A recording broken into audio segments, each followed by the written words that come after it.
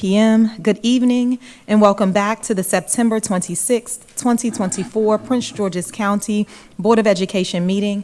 I am Lolita E. Walker, Chair of the Prince George's County Board of Education. Before we begin with the business for tonight's meeting, while our superintendent has distributed a video addressing Prince George's County scholars, families, and community, I want to acknowledge, on behalf of our board, some of the recent events regarding the safety of our scholars. We recognize that this is a very trying time, not only in our nation, but also in our county, for a plethora of reasons. As a parent of a scholar right here in our great county, as several of you are, a reminder to please continue to have open dialogue with your scholars on the safety and security risks that plague us. May we leverage the opportunities to hold our scholars close, attend to their mental health, and now, even more than ever before, sow life into the most precious resources that we have, our scholars. Superintendent House will speak more on this during his report, but just a simple thank you to all of our parents and our scholars who are here. The chair reminds everyone to ensure that their wireless communication devices are turned off. To hear the meeting interpreted live in Spanish, a call-in line has been established for the community. The number is 508-924-5155. Again, that is 508-924-5155. Board Member Frazier, please make the announcement in Spanish. Buenas tardes. Si desea escuchar la reunión en español, se ha establecido una línea telefónica para que la comunidad pueda llamar y tenga acceso a interpretación en español de la reunión en vivo. El número a llamar es el 508-924-5155. Repito, el número a llamar es el 508-924-5155. Thank you. For those who are unable to observe now, the meeting is being recorded and can be accessed on our PGCPS YouTube channel for later viewing. Lastly, for recording purposes, the chair reminds all board members to please turn their microphones on when speaking. Board Member Jackson, please lead us in the board prayer. O God, we pray to administer that which is just in all educational policies, being ever mindful of your guidance. Steer us to action with love, wisdom, and understanding. Amen. Amen. Pledge of Allegiance.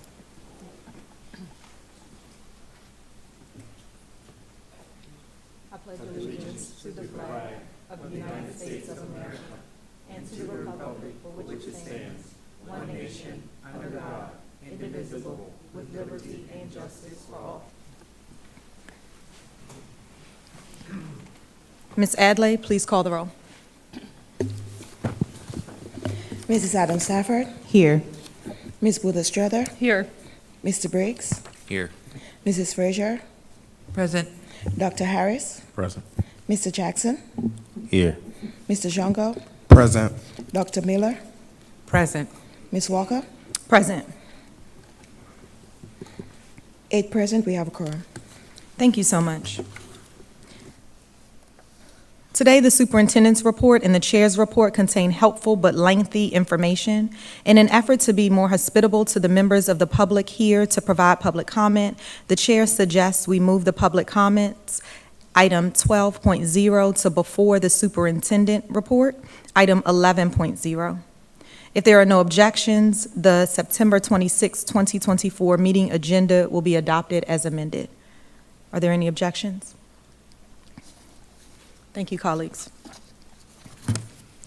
August 29th, 2024 board meeting minutes, September 5th, 2024 capital improvement plan public hearing minutes, September 12th, 2024 board work session meeting minutes. If there are no corrections, the August 29th, 2024 board meeting minutes as amended, the September 5th, 2024 capital improvement plan public hearing meetings, and the September 12th, 2024 board work session meeting minutes will be approved. Are there any objections? The chair recognizes Superintendent House to share the PGCPS Spotlight, Cafeterias with Taste. Thank you, Madam Chair. I appreciate you. Good to see each and every one of our board members here this evening and the public as well. Of course, there's always been a conversation around cafeterias, and today's spotlight is specifically around cafeterias with taste. Please roll the footage.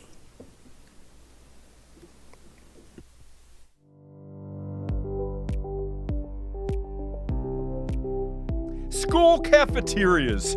Drab places, right? Hardly worth a second glance. But who says they can't have plenty of pizzazz? Just look at the shiny new furniture, bright colors, and wall art that are upping the dining experience at cafeterias throughout Prince George's schools. Okay, when I first walked in, honestly speaking, it's like, oh, this is new, this is cool. I saw the Raider face everywhere. And I do like the high chairs though. It feels like I'm at some type of restaurant maybe. Each customized makeover of what are decades-old cafeterias and kitchens is being coordinated by PGCPS's Food and Nutrition Services. We'll be doing about 8 or 9 of the high schools, of the older high schools, and we're also going to be doing Thurgood Marshall Middle School. I just hope that the students enjoy the spaces as much as we did putting these spaces together for them. It looks fantastic, especially compared to how it used to be. It used to honestly look like a prison, but now there's like much more life and, you know, color. It's much more enjoyable to be here, for real, for real. It's very different. I would say it's like very vibrant and joyful because like it's a social center and more people are connecting with others and new people as well. And I feel as if it's bringing people together. Yes, I feel like this whole lunchroom is like a good environment, like a happy environment and everything. And like it just brings joy and happiness and makes them feel more alive coming here. They're already a big hit. Cafeterias with good taste. It looks nice, honestly. Giving us a little upgrade, making us look a little more school-spirited, nicer. I like it.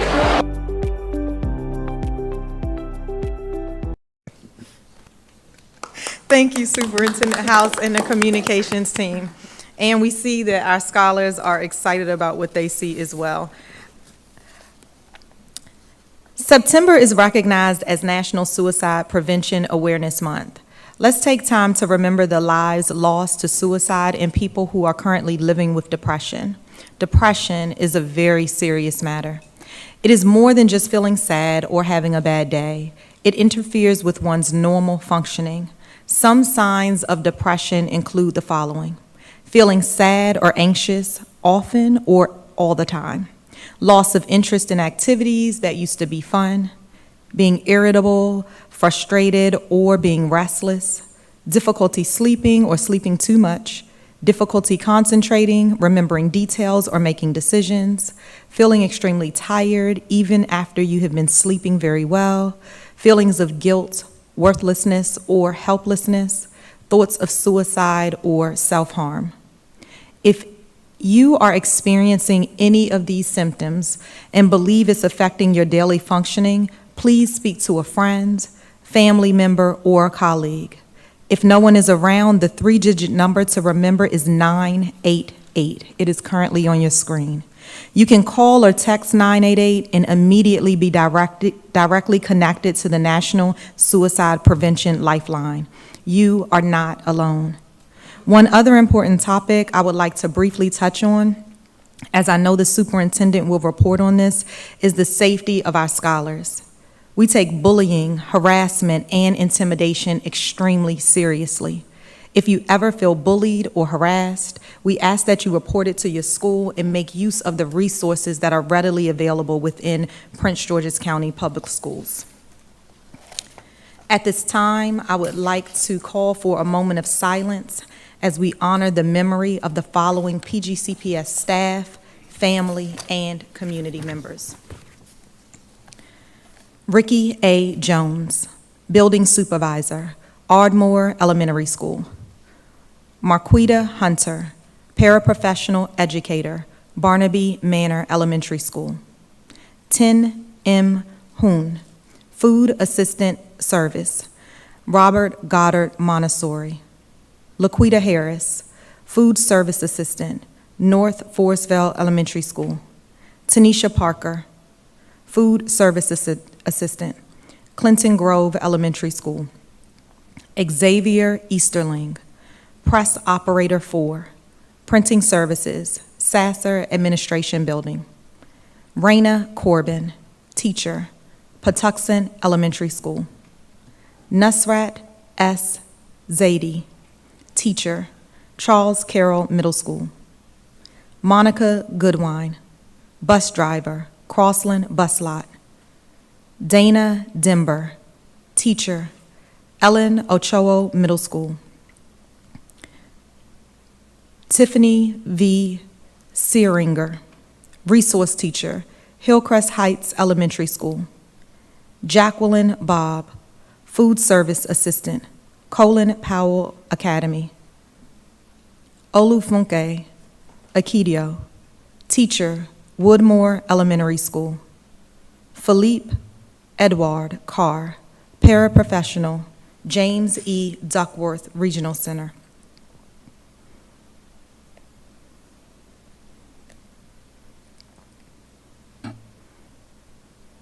Thank you for that moment of silence. The board would like to inform the public of the following upcoming meetings: the Prince George's County Board of Education retreat to plan for the school year 2024-25 will take place September 27th through the 28th, 2024 at 5:30 p.m. The virtual board audit committee meeting is October 1st, 2024 at 6 o'clock p.m. The virtual Parent Community Advisory Council meeting is October 2nd, 2024 at 6 o'clock p.m. The virtual Climate Change Action Plan Ad Hoc Committee meeting is October 16th, 2024 at 4:30 p.m. The board work session on the topic Stakeholder Engagement and Communication will be held on October 17th, 2024 at 5 o'clock p.m. The virtual Academic Achievement Committee meeting will be held on October 21st, 2024 at 5:30 p.m. The virtual Policy and Governance Committee meeting will be held on October 22nd, 2024 at 6 o'clock p.m. The virtual Operations, Budget, and Fiscal Affairs Committee meeting will be held on October 23rd, 2024 at 6 o'clock p.m. And our next board meeting will be held October 24th, 2024, beginning at 5:30 p.m. Please continue to check our board webpage at pgcps.org for updates and more information about the next board meeting and other board meetings. The chair will now recognize registered speakers for their public comments. The board will recognize your comments but will not address them. Registered speakers have 3 minutes to make their presentations and may not relinquish any part of their speaking time. Speakers may not address individuals or issues with profanity or derogatory statements. You will be warned once. If you continue, your comments will be muted and you will be removed from the meeting. Speakers are encouraged to use titles rather than names. For example, chair, board member, superintendent, principal.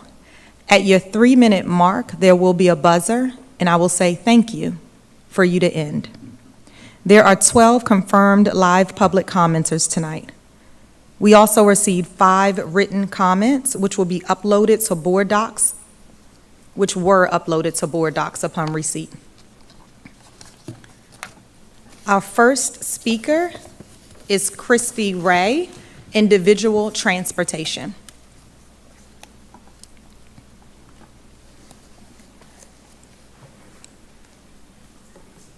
Welcome. Hi, how are you? Hello, good evening. My name is Christy, and I have 2 girls at Maya Angelou French Immersion. On August 26th and 27th, the bus driver of AM Route 891 played loud, distasteful, and vulgar music during the bus rides where it should have caused concern for anyone responsible for driving 20 or so children on a bus. It was unsafe and highly inappropriate. Also, he pulls off as soon as they step on the bus, causing them to stumble. So I called transportation Monday and Tuesday, where on Tuesday I was on hold for an hour and 2 minutes trying to alert someone. So I made a complaint that was clearly reported back to the driver because the following morning he retaliated and scolded my 84-year-old father and told him he could not approach his bus to help his 6-year-old granddaughter onto the first step of the bus. They'd better be outside the car waiting or he wasn't pulling onto our street, he said. My father complied, and then he moved on to inform my 13-year-old daughter as she got on the bus she'd better not have her phone out, and if she did, he'd write her up every time until she was kicked off his bus. So I reached out to PGCPS.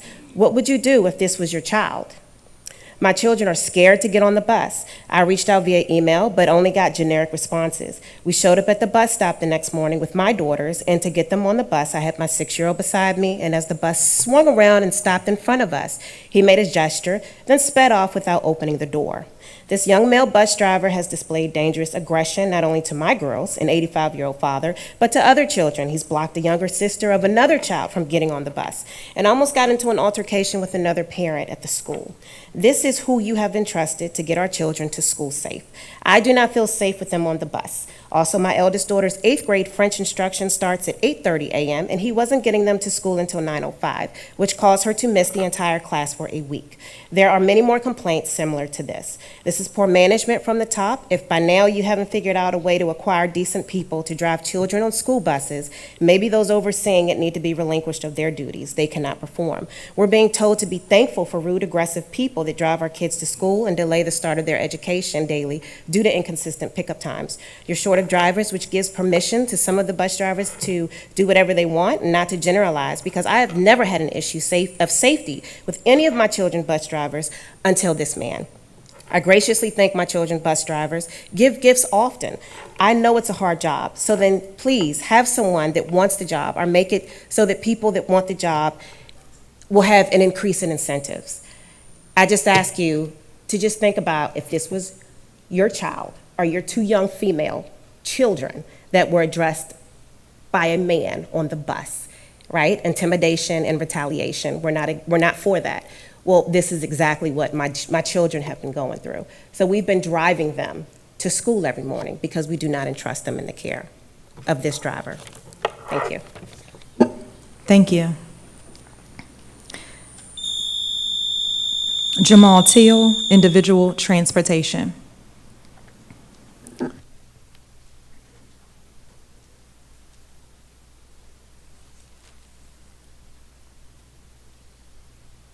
Thank you so much. The next is Camila House, Maya Angelou, French Immersion, PTSA, Transportation.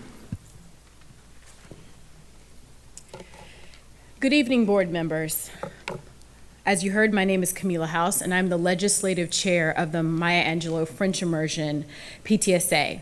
I'm a longtime Prince George's County resident. I'm an attorney, and I'm a proud mother of 2 Maya Angelou French Immersion MAFI students. As an attorney, I had the opportunity to work at a high level in the Biden administration on equity issues in education. Through this work, I've seen firsthand how essential equitable access to education is for our communities. And reliable transportation is a critical part of that access. MAFI, just to give you a little bit of background about our school, MAFI is a 4-star school and growing. It consistently delivers exceptional academic results, with 66% of 8th grade graders college and career ready, and earning accolades like Label Frank Education Award. Our students thrive in a difficult, bilingual, international baccalaureate program, and we maintain some of the highest academic standards in the district and frankly don't get enough credit for it. But despite these accomplishments, and despite having students that cross many of your districts, transportation issues are holding our students back consistently. And frankly, this year I've heard more complaints as the legislative chair than any other year. The buses are routinely late, and some children, including one yesterday, are spending up to 4 hours sitting on a bus. which leaves them not only exhausted, but leaves parents in tears, not knowing where their children are, with communication that is so poor that in that 4 hours, it took them almost the entire duration to find out where their child was. And for those students going to school, many arrive so late that they miss breakfast. And if they are able to eat breakfast, they miss critical portions of their education. And I said bilingual education is very difficult. These are kids who are getting language skills that they only get in the classroom. So to miss that first 20 and 30 minutes is crucially important or crucially problematic to their learning. And in addition to that, they are missing vital social emotional learning, which, as you know, the morning meeting is something that happens in the morning. These transportation failures disproportionately impact working families and students with special needs. Parents are forced to adjust their work schedules, as you heard, and leave children waiting in unsafe conditions. Students with disabilities and neurodivergent children in particular suffer from these routines, which are disrupted. This sets an example for students that is a problem, that education is not important in this county. If a child can get to school late with no consequences, that is a problem. That sets a poor example. Thank you so much. Please rectify this situation. Thank you. Thank you.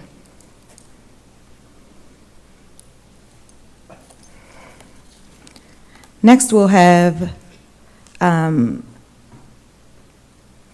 DeMarciano Hudley, individual, transportation challenges. Next, we'll go to Jordan Williams, individual, transportation challenges. Okay. Next, we'll go to Tazu. Was the person here? No? You are? Okay. Individual, transportation issues to and from Maya Angelou, French immersion. Welcome. Thank you. Good evening, board members. Complaints about transportation issues. I wish to complain about issues with transportation that occur daily. Since the school year started, either there have been no buses to pick up our sons to school, or they are more than an hour late. Last 2 Mondays, I was at work and could not take the kids to school. We called the school at 9:30 a.m. and our kids were not yet at school because the bus was extremely late. Classes start at 8:30 a.m. It is the same with coming back home. They sometimes stay over an hour before the buses take them home. Last Friday, September 20th, our kids left the school at 4:20 p.m. and the official time to pick them up from the bus stop is 4:30 p.m. If we are not able to pick them up from school, they get home after 5:30 p.m. every day. How can a 5-year-old leave home at 4:30 a.m. every day and get home at about 6 p.m. every day and be expected to learn effectively? Every day he says he doesn't like school because he's exhausted. They usually have to stand and wait at the bus stop for over an hour in the mornings, in the cold or rainy weather before the bus arrives. When I call the transportation service, it usually takes over 40 minutes for someone to answer. I had to stop work last year to take my kids to school every day. It also seems I cannot effectively work this year if the transportation issues are not resolved. How can I provide for my children if I have to stay home to take them to school and bring them back home? Maya Angelou is an intensive program, but my kids cannot flourish as the whole day is about school. No time for after-school activities, no time to do homework, no time to review lessons learned at school.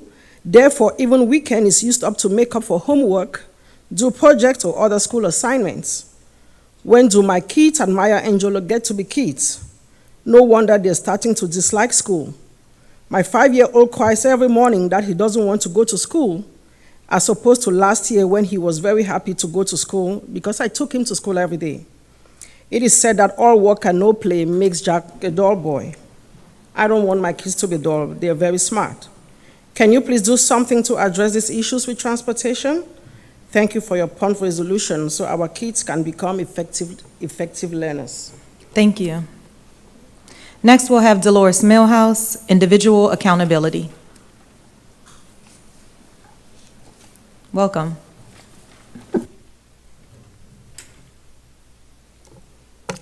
Good evening. We are all here because of the choices we've made.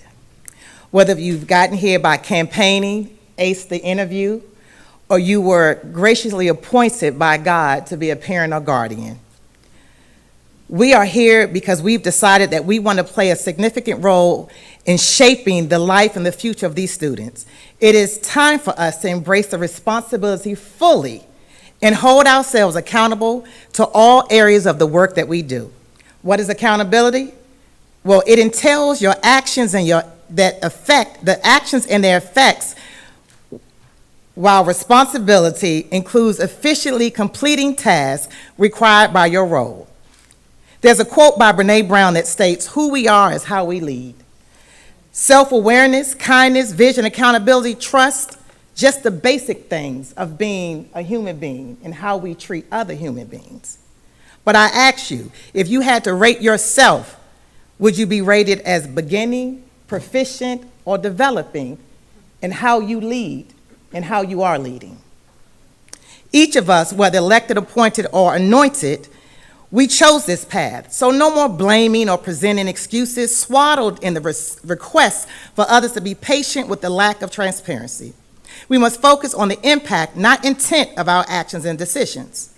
Superintendent and executive team, you are the leaders of this district. Your actions and decisions set the tone for the entire organization. It is essential that you create a culture of accountability, transparency, collaboration, and equitable engagement. To our fully elected board, congratulations. You are entrusted with the responsibility of overseeing the district policies and procedures. It is your duty to follow them in its entirety. You don't get the right to choose when it suits you and when it's best for what you are doing for your own gain. Your values state continuous improvement in teaching, leadership, accountability is the key to our destiny. Well, how are you planning to complement or implement the CI strategies and how you govern? Parents, we must be active and engaged partners. We must join our local parent groups to build a strong coalition at the school level. Build community, learn how to support your child's learning journey. They need us. Ask questions, stay engaged, and don't ever stop advocating for your children. Do understand that we are here to hold each other accountable. And so let's create a new culture here at PGCPS and do what's right for all of us. Because when we do the right thing, no matter what's happening, then the ones that we say that we're doing it for, they have a brighter future. Thank you. Thank you. Next, we'll move to Shayna Chisley, individual employment. Okay. Teresa Smith, individual parent engagement.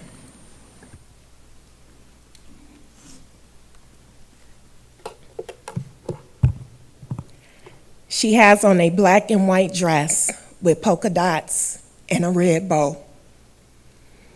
This was my statement I provided to the police department last night because my daughter had not arrived from school.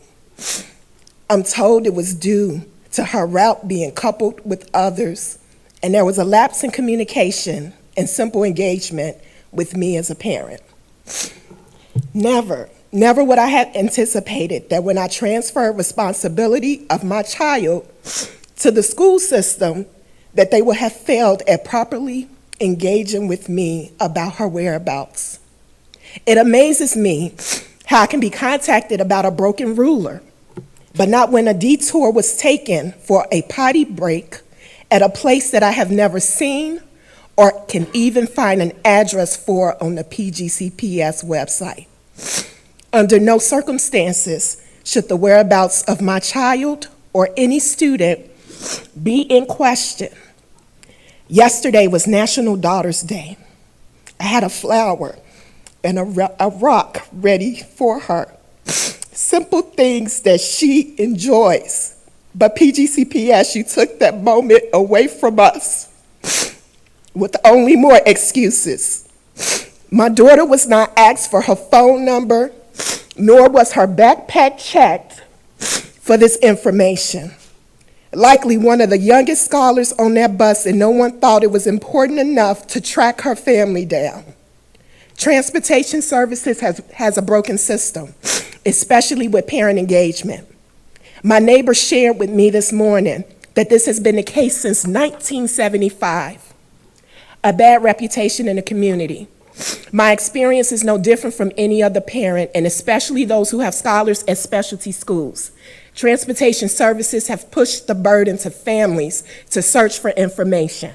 It should not work like this. While most staff enjoy their evening routines, parents are sitting at bus stops trying to track their children down. I can show grace, but I expect change. Some follow-up questions have been shared with operations, and I look forward to receiving answers. I am grateful for the swift action taken by the board members and the contact made by the operational supervisory staff. I am, however, concerned about a generic message that I received earlier today that didn't speak directly to me as the impacted individual. It doesn't show genuine care. Lastly, my daughter gave me a bear hug before we could even get off the bus. She wouldn't let go.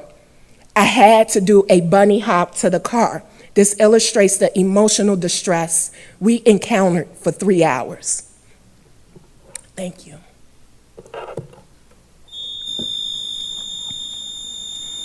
Thank you. Essence Herndon, President, ACE, AFS, CME, Local 2250, Concerns Within a District. Welcome. Good evening, everyone. So we are all aware throughout the school system there is shortage, just about every department. One of the mainstays that I do hear are new hires that are looking to come aboard where there is a very slow response from HR. Absence management. There's an even slower response for those that are in the TTW program, transition to work. Whereas when they're told they're due to return, it runs into, well, their date has passed, so they don't know. Are they still on leave? Are they to use their leave? There are questions unknown that are looking to be answered. Payroll. Well, I've spoken on this before. Still payroll issues that are there, and when employees reach out, there is very little to no response.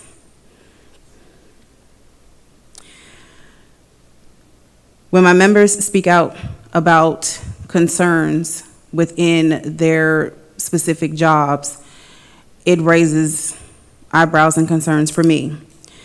Paraprofessionals, while they're already doing their job, they're doing a double and sometimes triple job as teachers, substitute teachers. Security services, something I recently learned that I know we have started to ramp up metal detectors in certain schools, but to learn that they would have to break down the screener to then reconstruct it for outdoor events like football games, well, that's a thing, and not all schools have security wands.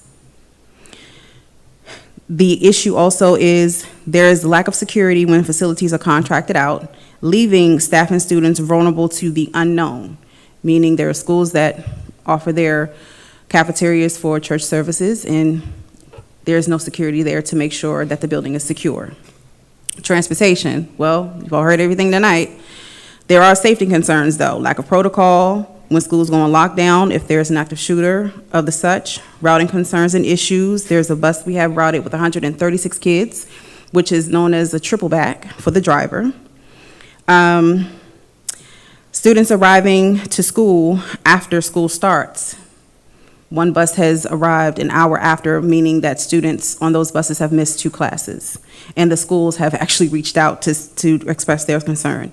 Food service workers being moved around based upon the enrollment in schools, which has brought hardship about. I am here to sit down with whomever so we can come to some type of understanding of how this can be rectified, because something needs to be done. Thank you. Thank you. Tammy O'Donnell, Individual School Furniture. Welcome. Thank you. Good evening. My name is Tammy O'Donnell, and I'm a high school English teacher at CMIT North High School. While writing out my comments for the board meeting this week, I took a break and checked out my Facebook on my phone, and I noticed that one of my colleagues at Frederick Douglass High School posted her Donors Choose project and asked friends to share it. So I took a look. Now, we know that PGCPS doesn't provide us with all of the supplies that we need to do our jobs. We know that the national average spending of teachers from their own pockets is about $750. Here in Prince George's County, it's much more. Most of our teachers spend $1,000 or more on supplies, mostly binders, lined paper, notebooks, pens, highlighters, pencils, things that students forget or simply don't have to do the work. But I digress. I decided to scrap my original topic and share the story. In the case of my colleague, her needs totaled nearly $7,000. Yes, $7,000. And what she's asking for? Classroom tables for her students to sit at during class, because the 4 tables she currently has in her room are broken. Students have to put books under their legs so they won't collapse or wobble. The tops are worn, and students have to put books under their papers so they can write. These tables are used as desks because 40 desks won't fit in her small room. She has 40 students in an English class. And let this happen. Classroom furniture is not the responsibility of the teacher. You say you want the students to be successful in all their academic pursuits, but you fail to provide what is necessary for the teachers to ensure that that happens. Why are we submitting projects to places like Donors Choose and asking strangers to fund our classroom supplies? Now we have to ask for furniture when I know, and you know, that there is a warehouse full of usable furniture that was replaced because people higher up probably had their offices redone. Let's ask teachers what they need. Let's find the resources our students need and deserve, and let's help our teachers do the job that they're here to do. Thank you. Thank you. Michaela Harley, individual, reasonable accommodation for parents and facility ADA compliance, CIP program. Welcome. Good evening. Good I'm evening. sure that the chair, the vice chair, and the superintendent are very familiar with my name because I spent much of August emailing you almost every day asking for an accommodation for myself. I'm not going to start there, though. I have 3 topics I want to talk about. The one I want to start with, I have seen heavily discussed in the various PGCPS Facebook groups. It is that it is time to diversify the locations of these board meetings. This location is very far away from those at the other side of the county who may not have transportation to get to these meetings to represent themselves, so I ask you to look into that. The second thing I wanted to bring up is the accessibility provided across PGCPS locations. I have a 28-year-old, a 24-year-old, I think she is, and a 15-year-old. Each of them have gone to PGCPS schools. Most of the time, I am not able to get to their classrooms. That is not a situation that should be happening in any school because that violates 3 laws and now an executive order.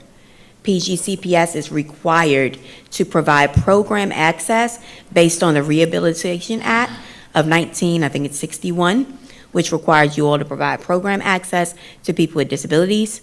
Also, the Americans with Disability Act, which requires state and local governments to provide accessible accommodations in your facilities.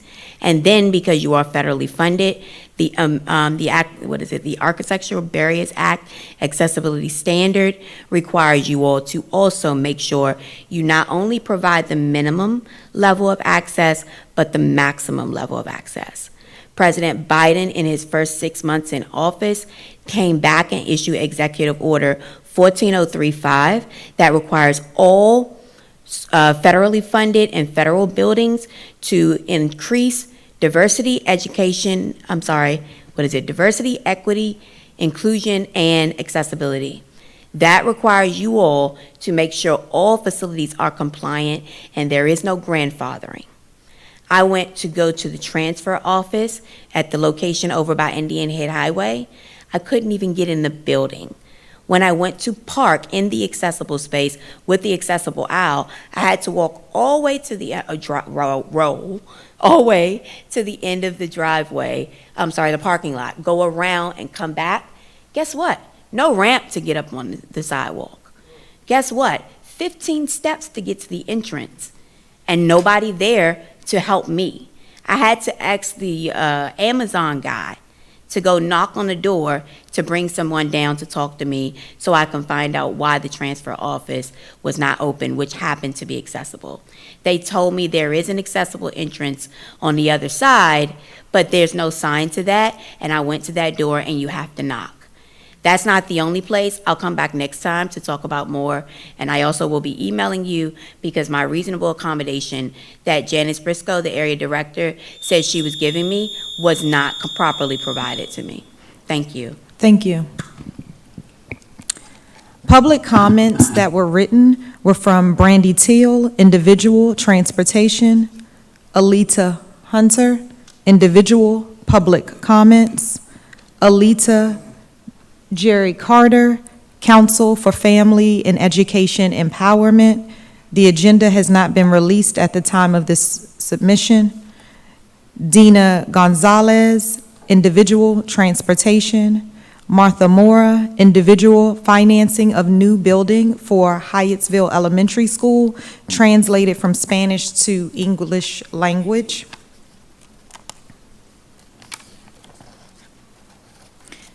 And thanks, everyone, for your comments. The chair recognizes Superintendent House for his report. Thank you, Madam Chair, and good evening again, board members. I do have a few updates that I would like to share with both you and the community at large. The first is in reference to safety and security. Ensuring, of course, safety and security is the highest priority of anything that we do in the school district. I'd like to acknowledge the concerns of the PGCPS community, as there have been an increased number of social media threats across not only the district, but also school districts across the United States. Threats of any kind will not be tolerated, period. Threats will be investigated and focused on with local law enforcement and agencies that we work with. This year, we've continued our safety measures implemented, as you've heard earlier, from last year, including our clear backpacks for middle school and high school students, and advanced security technology in all of our high schools and some of our middle schools as well. Now, I'm pleased to share that these efforts have led to a significant reduction in weapons and contraband. As a district, we've started to identify additional middle schools for security enhancement implementation. The middle schools selected will need additional staff, as you all may know, to really compensate for the use of the devices that we're in the process of assessing and utilizing. Our focus on the new buildings will be AI-based, which is a little bit different than the current security enhancements that we have in our buildings. And our capital projects team is leading that particular effort. Additionally, we're also upgrading our alarm and surveillance systems and enhancing our threat assessment response with our county and law enforcement partners. Also, we're implementing the internal tracking and notification system to ensure that a swift coordination of responses and emergency happens on a consistent basis as well. Now, to really maintain the preparedness and conduct quarterly safety drills covering scenarios like active shooters, lockdowns, bus evacuations, fires, and severe weather across the district continues to happen and be practiced. Please remain vigilant and report suspicious activities. Is really the message that we're sending to many of our patrons, our students, to make sure that they report any anonymous threats that they see through our Safe School Tips line and directly to school staff and or police. Now, beyond school grounds, we're committed to pedestrian safety as well. We've added a safe passage coordinator, as many of you may know, who works with the County Crossing Guard unit and community partners to ensure students travel safely to and from school on foot. Please be assured that we will continue to evaluate our security measures, adopt practices, and make ongoing improvements to ensure that the safety of our students and staff is A1. Now, in reference to literacy updates, as we know, there's been quite a bit of conversation around literacy. I'd like to pass it to our Chief Academic Officer, Dr. Judith White, to share a little bit here in reference to our literacy initiative. Dr. White? Hello, so I'm here to provide an update around the literacy plan, of which we were all concerned about when it first came out. I'm happy to say that last week they have released a third version. So with all of the feedback, your communities were providing feedback, our school district and other LEAs around the state provided feedback, and it's been heard. So there are several new board members at the state level, and they want to give them an opportunity to go through the plan, and so that plan will not be looked at and voted on until October. What I can tell you, though, it's moved from a deficit model to a growth model around how we discuss students. I also want to say that we ourselves have to move away from saying it's a retention plan or it's a third grade plan. The reality is it's a pre-K through third grade plan where we need to make sure that as a district, we're focused on what we're doing with our youngest learners to ensure that by the time they get to third grade that they are ready. It also will look and support MTSS, which we have already started doing here in our district, so we're excited about that. It also focuses on more engagement with our community and our families, having parents at the table to have those conversations. And then it also looks at what are the supports that we would give to students if we get to a place where they're not ready. The biggest thing that I think that it does for us is it talks about now all students. For us, when you talk about our multilingual learners and our special education students, the very first draft did not mention them. So when you thought about that third grade retention, it now talks about the growth. It talks about students being able to test out on other assessments. So I'm excited on where it's headed. What I will say to you is that I will not be able to talk about the barriers until it is finally adopted. And when I say barriers, not because of the intent, but barriers around what it could mean for us for staffing, for financial obligations, for moving things around, how the work would look until it's finally approved, and I can overlay that work to what we're currently doing, identify gaps, and come back to you with recommendations on how we're going to move forward. Thank you, Dr. White. I'd like to transition to T26 in reference to our strategic planning. Of course, the Transformation 2026 plan is really PGCPS's roadmap of sorts of achieving excellence and ensuring success for every student. You should have at your podium a copy of this trifold, which is kind of a nifty way to really share exactly what we're doing. It highlights the focus of the 24-25 school year, which aligns specifically with the blueprint plan. There are areas that outline specific priorities as well, including college and career readiness, math achievement, chronic absenteeism, cultural responsiveness, improved physical environments and transportation, and safe schools of our students and our staff. Now, transitioning to grade task force, which I'd like to just provide a snapshot of a update here. This fall, of course, we will be reconvening the grade and reporting task force.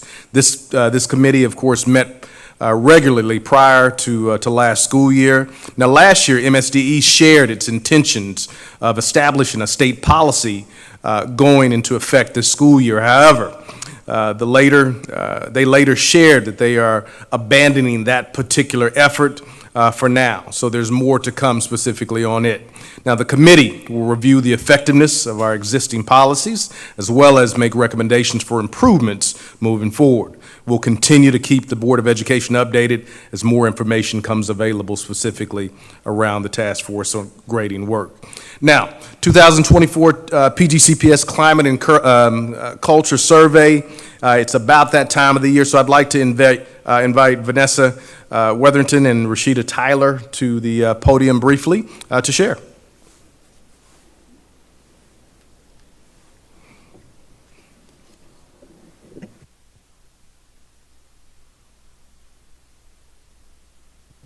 Good evening.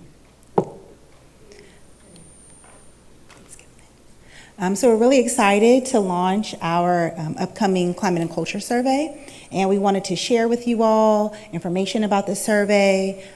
This right here, you'll see a few facts. Again, this year, we are partnering with Hanover Research to conduct the survey. It's open for staff, students, and families from October 1st to October 31st.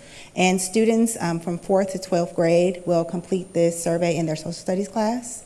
We're really excited this year for the first time to pilot it with our 4th and 5th graders.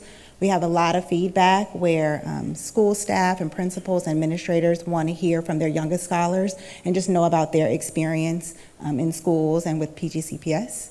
And some of the things that you'll see on the survey is I feel my child or I feel safe at school. Staff in my building use effective strategies to teach students with disabilities, and other items such as PGCPS provides opportunities for me to collaborate with colleagues.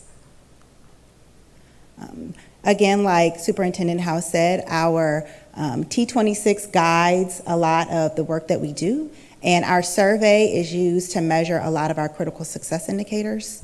Our survey seeks to understand the perspectives of students, staff, and families directly aligned to our T26 strategic plan around educational excellence, excellence and equity, workforce and operational excellence, and mental health. Here we just wanted to show you all some longitudinal data and some response rates. You can see, like we shared last year, our students really knocked it out the park with responding. We had almost 19,000 students, around 5,000 staff, and around 5,000 parents. A huge increase year over year, and we're hopeful that this year we will work hard to hear from more of our staff. New this year, so this year we heard from a lot of stakeholders, and they requested we have 3 unique surveys.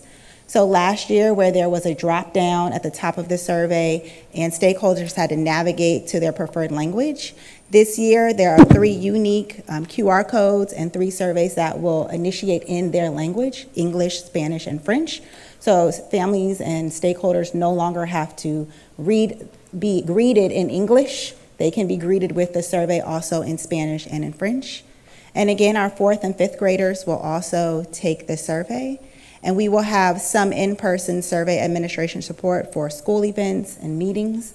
We've met with our PCAC and our PEAs as well, just to share information about the survey and get everybody excited to take the survey this year.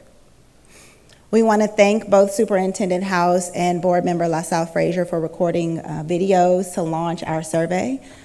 Board Member LaSalle Frazier recorded a Spanish version of the video. We're not going to play it tonight, but they are both available on our YouTube page, as well as students' perspective of last year's video. So we encourage you to take a look at those videos, to share them with your communities, both in English and in Spanish, as well as look at our students' perspectives so that you can better understand how your schools and your communities feel about PGCPS and where we still have a little bit of work to do. Materials for the launch. So queued up for you all for your Friday update is a communications toolkit. In that toolkit, we have crafted for you all sample emails, newsletter blurbs, social media posts, and text message language, sample email signatures that you all can use to craft messages. You do not have to use the message, but it's a good starting point so that you can message your school families and your parents and your communities about the upcoming survey. And lastly, like I said, next steps for you all, we're asking if you all can also update your email signatures on October 1st. In that toolkit, you'll see a signature line that you can just copy and paste. We're asking that you use the toolkit to coordinate messages so we can have a unified communication strategy for the Climate and Culture Survey, to share the videos with your community members and post it on your social media, web pages, and things of that nature. And as I said before, we need your help. This year, our goal is to gather feedback from 38,000 stakeholders and at least 6,000 staff members. We hear from a lot of our school-based staff, so we're really encouraging all of our other staff across all of our other central offices and bus lots to also take the survey this year. Thank you, Vanessa. We dearly appreciate you. And I'd like to, before I move on to my last presentation, which will be an update as we promised the board around transportation on a quarterly basis, I'd like to share some specific dates that I'd like the community as well as the board to be aware of. On October the 1st, we'll host our first employee town hall. That will be a teletown hall. The feedback is extremely important and helps guide the work. That next day, we'll host a Driving Green Action in PGCPS. It's a media event to spotlight the district's leadership in sustainability, including new electric school buses, net zero school buildings, and renewable energy, the most green schools, quite frankly, in the state of Maryland, something to be very proud of and a continuing rich tradition in reference to building facilities as such. Now, on October the 25th, this marks the date of our PGCPS Hall of Fame Gala, which we're excited about, an annual event where we'll honor distinguished alumni and celebrate their contributions to this terrific community. On November the 8th, we'll host our second legislative day at Ellen Ochoa Middle School. We're really excited to bring our legislators in. Our chair has already gotten into the spirit of making these conversations happen. Just earlier this week, we had kind of a pre-legislative meeting that she led and did a great job. And then finally, on November the 9th, we'll hold our annual Family Institute Conference at Oxon Hill High School. So with that being said, I'd like to pass it over to our Chief of Operations, Dr. Sharaska Coleman, and he and our Director of Transportation will share some of our transportation updates. Dr. Coleman? Thank you, Superintendent House. So good evening, board members, parents, guardians, staff members, and members of the community. Again, my name is Sharaska Coleman. I have the privilege of serving as the Chief Operating Officer for Prince George's County Public Schools. Thank you for this opportunity to provide a brief first quarter update of the implementation of our Transportation Action Plan. Joining me this evening to deliver this information is the Director of Transportation and Central Garage, Mr. Kiba Baldwin, Senior Advisor, Mr. Luis Morales, and Senior Human Resources Partner, Mr. Curtis Eugene. Also in attendance virtually to respond to any questions you may have for her is Ms. Mary Dillman, Chief of Client Services for the transportation consulting firm Formative. The Transportation Department is planning to provide an update to the Board of Education and the public on the implementation of the Transportation Action Plan on a quarterly basis throughout this school year.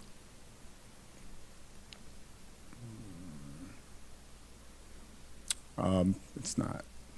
Can you advance the slide? It doesn't seem to be responding. Thank you so much.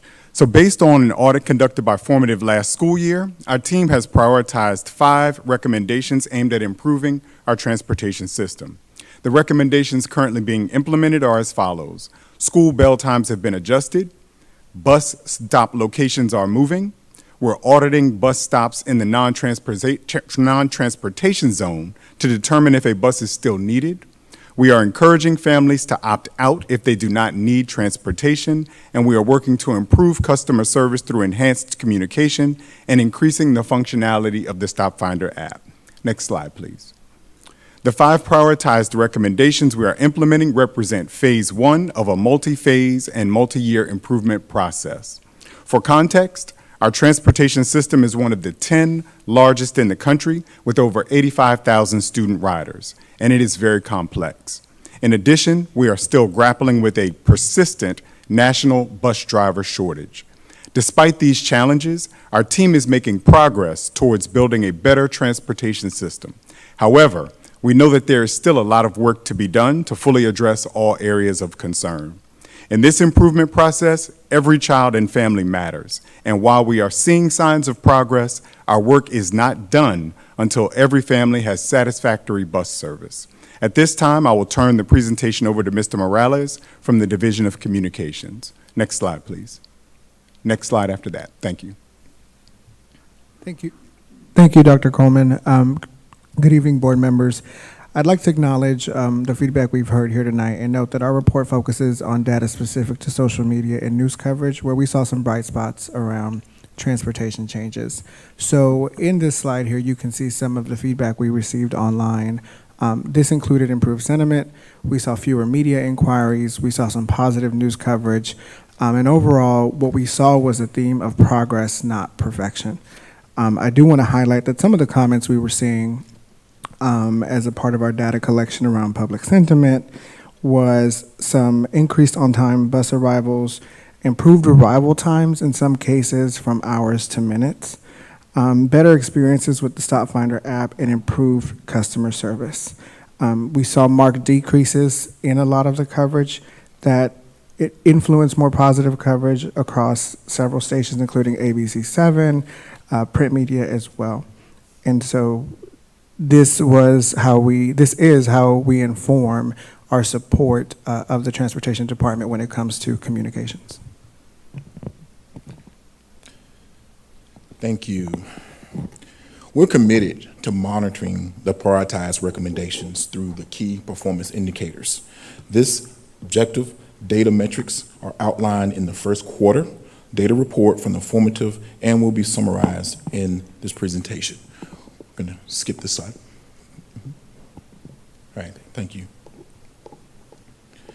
As we compare the transportation metrics from October 23 to September 24. Next slide, please. Yep. There's several noteworthy developments in our system. The seat utilization jumped from 52.9% to 65.4%. That's a 12.5% increase that shows our efforts to optimize routes and maximize vehicle usage are paying off. The number of students being transported was slightly off, but we're still enrolling. We've also worked on consolidating stops and streamlining our routes. The total number of unique bus stops has decreased from 13,882 to 11,483. That's a reduction of 1,651 stops. Still, where we've had a minimal change is that walk-to-stop distance, where we were at 0.24 and we're still consistently at the 0.27 miles. The number of routes have been reduced slightly from 1,095 to 1,063. While this change is minimal, there's been significant improvement in the balancing of bus routes per bus lot.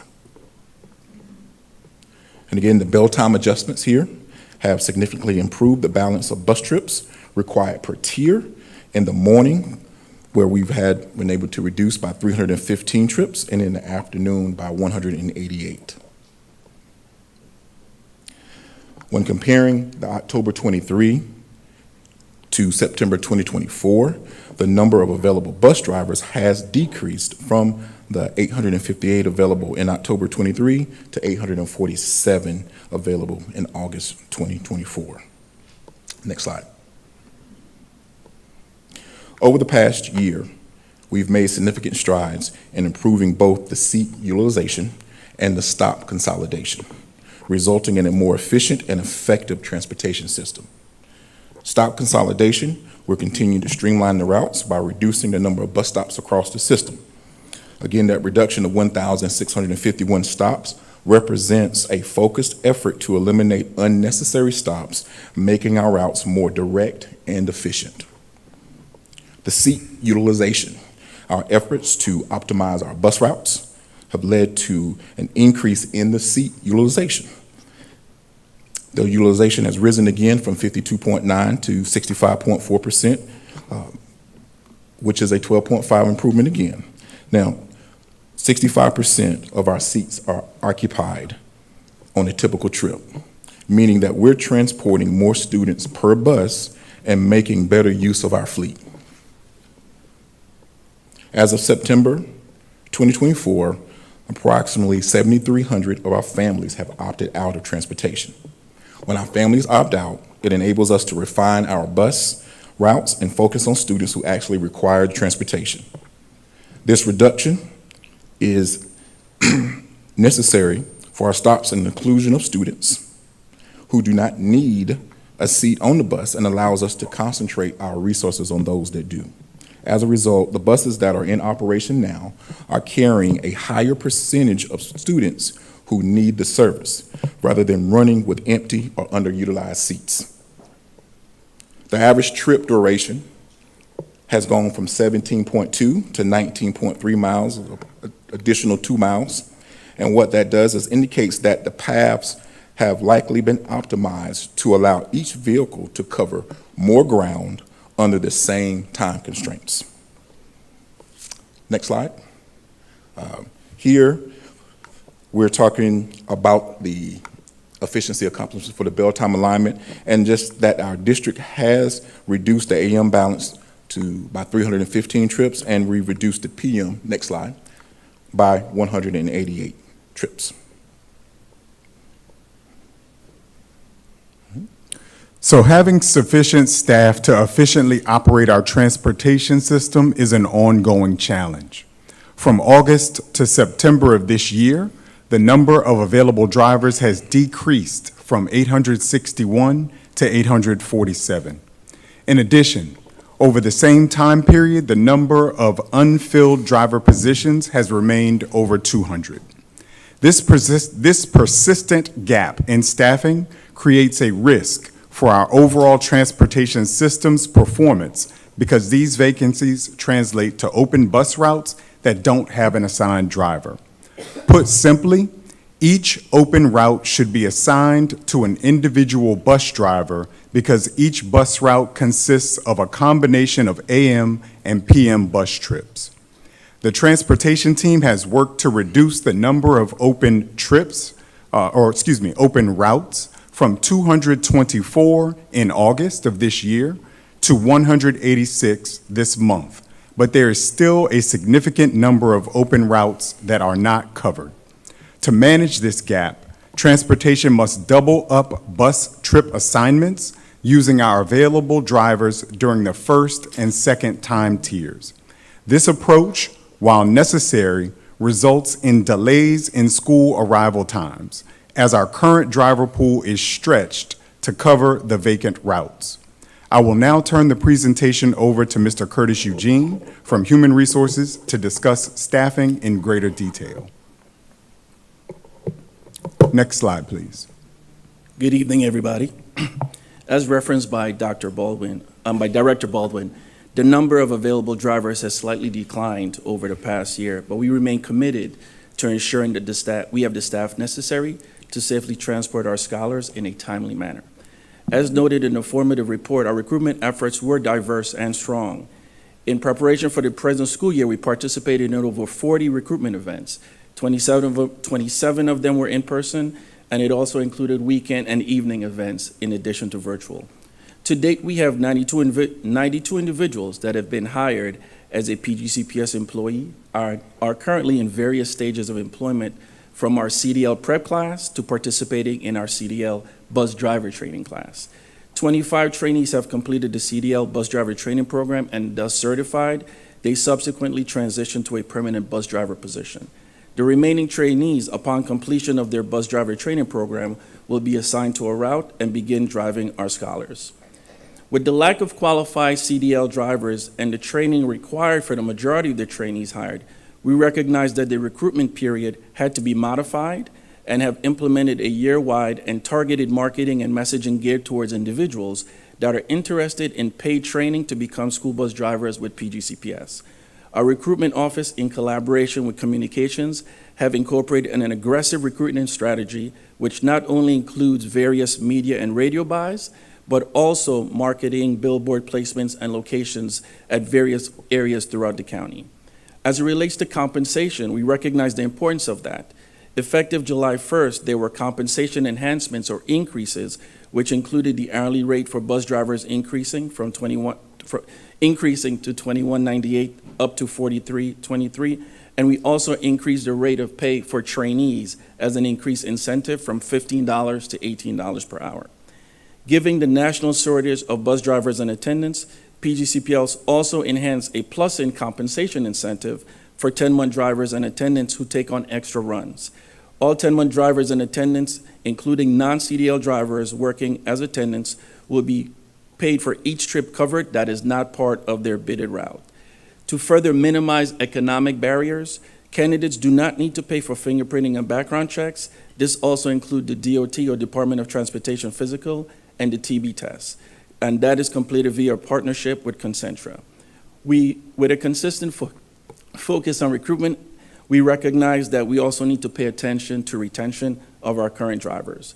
While there have been tremendous efforts, we are committed to realizing greater results as we strive for continuous progress in staffing and trip efficiencies while partnering with our labor partners.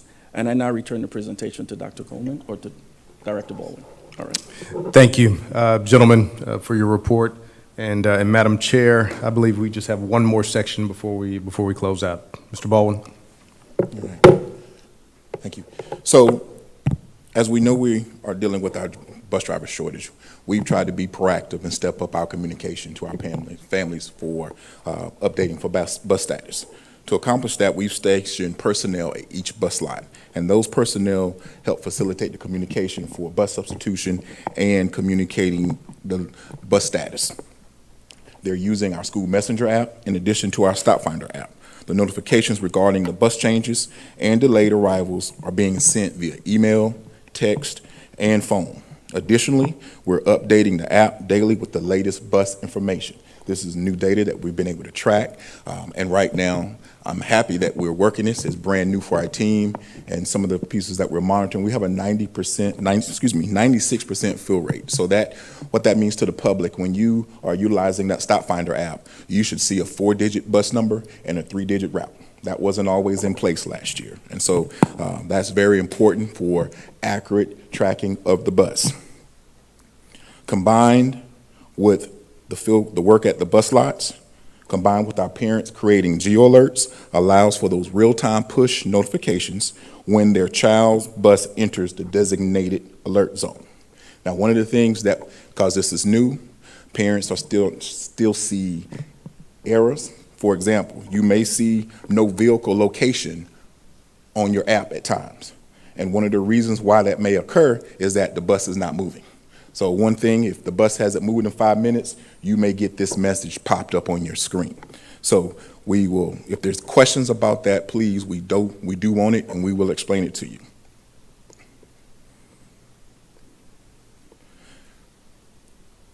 To finalize this and what we're looking at, we still are looking to outreach to our community. We want to make sure that what our message is clear, is transparent. So our team will be visiting our school PTA meetings. We started doing some of the back to school nights just so that we can get out and talk and share what our path and our transparency of improving the system. We still need our parents to do 3 things. Make sure that you are activating your Parent View account. That allows us to send you an invitation to download the Stop Finder app. And once you've done that, we need you to create geo-alerts. Folks, we have sent out over 1,000 invitations. Out of those 1,000 invitations, we have now, my last report to OBAFA, we had 24,000 active users. These are folks that have downloaded the app. And so you may see the bus moving, but you're not getting those push notifications. So out of that 24,000 that have downloaded the app, only 6,000 has actually created the geo-alerts. So that means those are just those small amount of families that are getting those push notifications to let you know where the bus is. So we do need that help to push our parents to do that. Thank you, Madam Chair. That does conclude my superintendent's report for the evening. Thank you, Superintendent House. I do see one colleague who does have a question. We'll go to Mr. Briggs. Oh, thank you so much. And thank you first to the transportation team for your presentation this evening. I did want to just quickly go through a few different sections. I was going to start with staffing, but I'll move on because I did want to talk about the enhanced customer service. I noticed that a lot has been done to address the Stop Finder app in the presentation that you all gave. And I want to mention that PTCPS has given was given a shout out by the Greenbelt City Council members who shared that they think that the app is in some way benefiting at least one of the members that was on the City Council.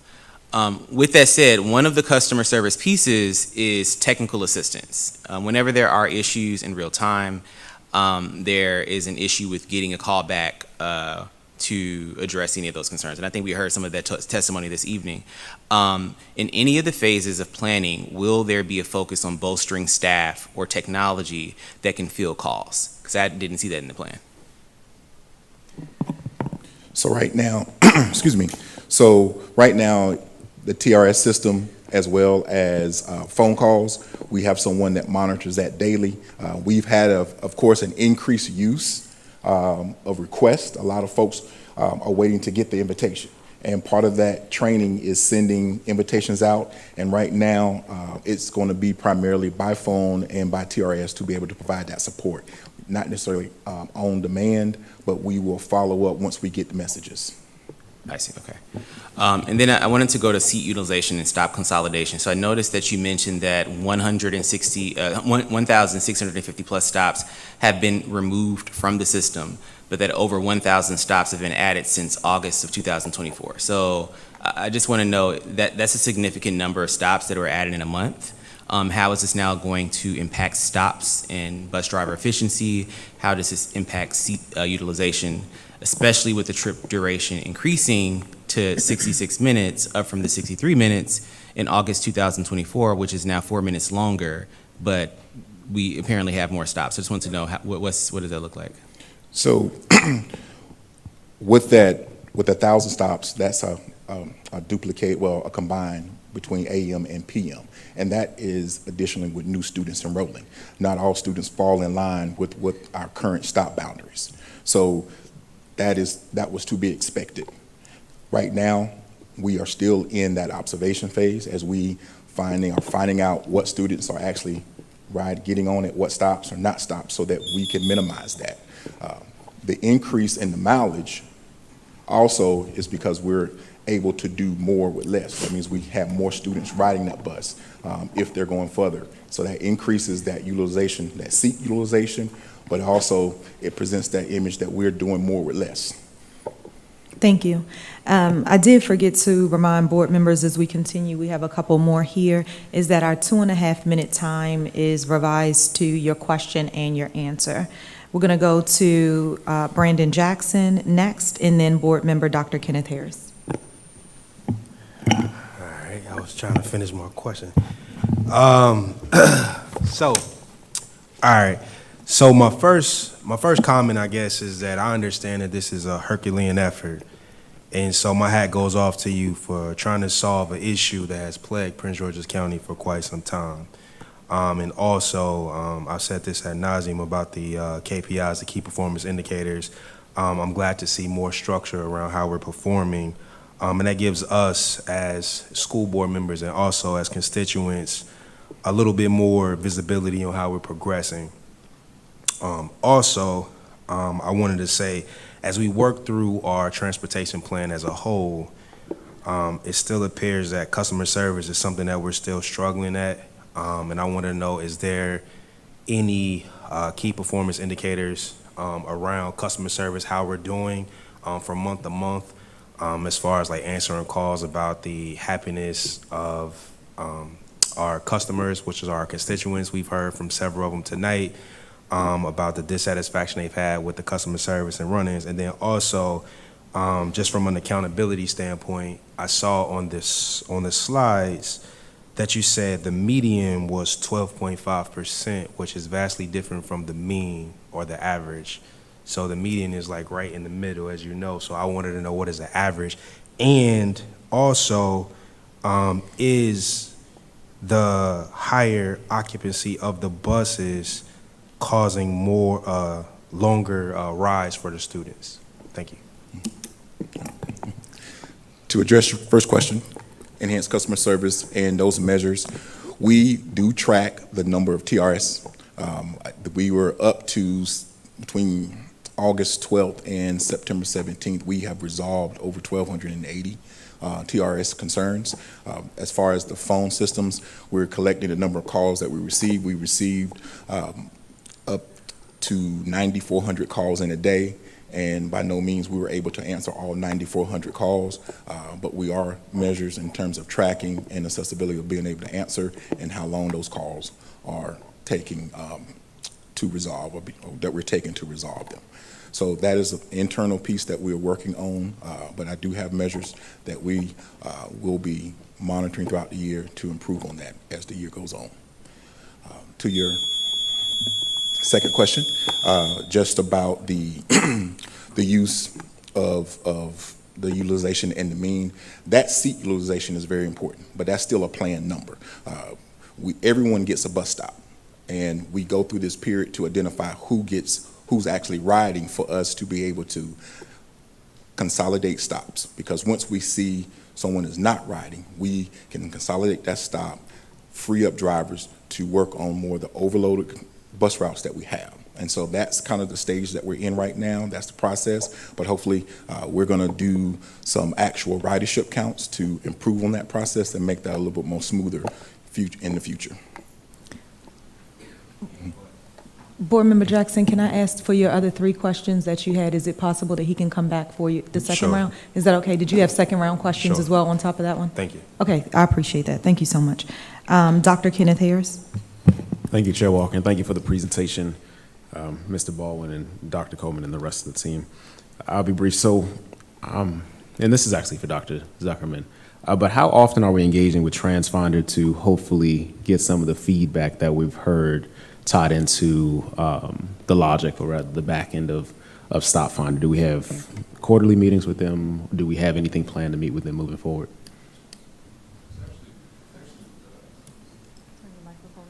He's working on it. PGPS meets weekly. Okay.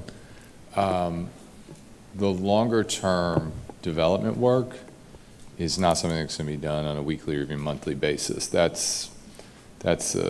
don't have a timeline on the longer-term development work. So our team, transportation, we have technology staff on the call are checking to make sure the files are transferring properly. There's a whole other stream of work around updating tablets on buses that are connected to the StopFinder app, but the deeper development work is something that they've taken as our feedback. We don't have a timeline on it yet, though. Right, thank you. And my question wasn't really about how often we're getting updates or patches to the app. It's really just how often are they receiving that feedback. From the software development lens, I understand that these things take time to implement, and they have downstream implications to it. Second question is, Superintendent House, last meeting we discussed how we have been marking students late when the bus is bringing them to school late. One additional layer to that I'd like to consider is when our families then become the bus or the transportation, and they're still arriving to the school late, but before the bus, sometimes those students are still being marked late, even though the parent said, oh, my bus is 30 minutes late, I'm gonna take my student to the school, but they're still getting there. And since they're not arriving on a bus, they're marked late. And so I just wanna make sure that that's getting down to the principal level to ensure that that's not happening. We'll definitely take that into consideration. We took the initial feedback into consideration and made it clear with our administrators at the site level to not mark students late, but we will reiterate that regardless of whether it's a bus or a parent transporting in those situations. Thank you, appreciate you. That's my time. Thank you so much. Board Member Adam Stafford? Thank you so much. And some of these questions we discussed at our OBAFA meeting, but I wanted to bring up for a broader audience. So we talked a bit about the fact that in order for a parent to receive GEO alerts, there were several steps that had to happen prior to that. They need to have their information from SchoolMax migrated over to Synergy. Their Synergy email has to be in connection for them to then be connected to StopFinder, and then within StopFinder they have to actually sign up for GEO alerts. And so I was hoping maybe you could expound on the communication plan and the push that we'll be making this fall to really bring families into the fold, because this is a multi-step process to really have that level of transparency that a lot of families are asking for. And then my second question, just in terms of filling those 231 full-time positions that were down in regards to bus drivers, you know, I'm wondering if you could discuss a little bit about some of our strategies to reach out to our multilingual community, given some of the laws that were recently passed that will allow for the CDL test to be taken in other languages, and sort of what strategies we're leveraging to reach out to other communities. And I saw that we have a targeted ad and social media campaign. Perhaps I'm wondering, have we ever, you know, doubled back to people that applied previously but maybe had, you know, a small issue why they weren't able to make it fully through, and perhaps they could, you know, reapply again? Thank you so much. Thank you. If I could just speak to the first portion of the question, So certainly, we do acknowledge that there's a process, right, for parents to have access to all of the different technology tools, whether it be signing up for Parent View, ensuring that they're getting the school messenger messages through the email, text message, as well as setting up the Stop Finder app and the geo alerts. So we've been continuing to share that message, that request centrally, but we're looking forward to working with each of our school partners, the parent engagement assistants, the school principals and administrations to get the message to families and the support that they need with managing those multiple steps. So that's the next step of the campaign, is to work with each school team to help support that effort. I'll turn it to Director to HR for the second part. No problem. Thank you so much for that question. As it relates to what we do in terms of with individuals, we do circle back. We look and see why individuals have been declined for a position. And one of the things I constantly share with individuals as bus drivers, they're considered a safety-sensitive role from that standpoint. And so the requirements to be a bus driver is not something that a lot of people focus on, but that's one of the reasons why we currently have a shortage in terms of you have to have a CDL with a passenger and school bus endorsement. So even if you have an individual that has a CDL, they may not be able to get the endorsements. They're not able to drive a bus.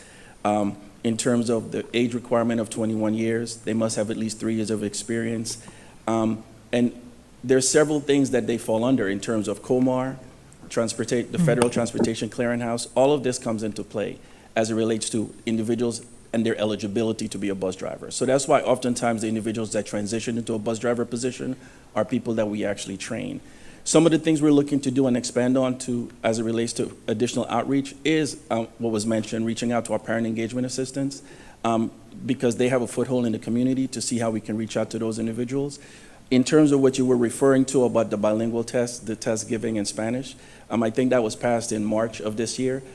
But the test is given in Spanish, but the individuals that work with us, while English does not have to be your primary language, right? You do need to have a level of proficiency in English from that standpoint. So while that's beneficial in terms of being able to pass that, in terms of working with us, you still need to have a level of proficiency in English because, again, it depends on what bus lot you're going to be at. And if there's an emergency situation, we need to make sure that you're able to still communicate because we are talking about our scholars that we're transporting.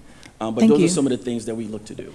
Absolutely, and if I could just add, I mean, if you have to have 3 years' experience and the youngest age that you can apply is 21, perhaps we need to look into a grow your own program within our school system as scholars graduate, if this might be something they may be interested in, a career opportunity with benefits with the school system, and kind of provide that pathway as well. So We look forward to that answer on the second round because we'll come back to that one just so you can give a comprehensive answer to the awesome recommendation that was made. Thank you so much. We're going to go to, we'll move forward with our second round, and we're going to, did you have a question? 13. Okay, that just came up. Mr. Django? Good evening, I'm sorry. I just kind of had more of a suggestion in a way. A lot of our students, they're with us since pre-K, kindergarten, and, parents end up losing, maybe access to their emails or the numbers that are outdated. Like, I just found out recently that my parents' information has been outdated. I wasn't even in School Finder or School Messenger. So, we want our parents to, sign up for Parent View and be able to, make sure they have access to softwares like Stop Finder, Parent View, of course, and then, any other applications that might be helpful as parents. So I was wondering if there is a way that, maybe as a county, we're able to do that. I guess you could say that contact information. It doesn't have to be every year, but like maybe every 5 years, as a student's been in the system, they're able to have that contact information updated form where they're able to update their emails, because sometimes even emails get mistyped.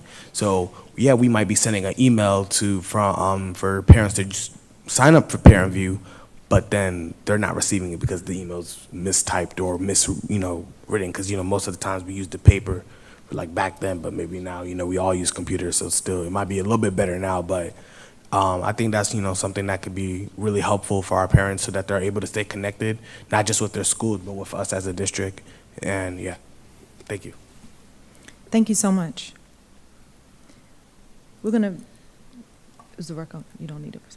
We're gonna move to our second round. I see Mr. Briggs. It's gonna be followed by Mr. Jackson, and then the round back on the recommendation from Board Member Adam Stafford. We'll start with Mr. Briggs. Thank you so much.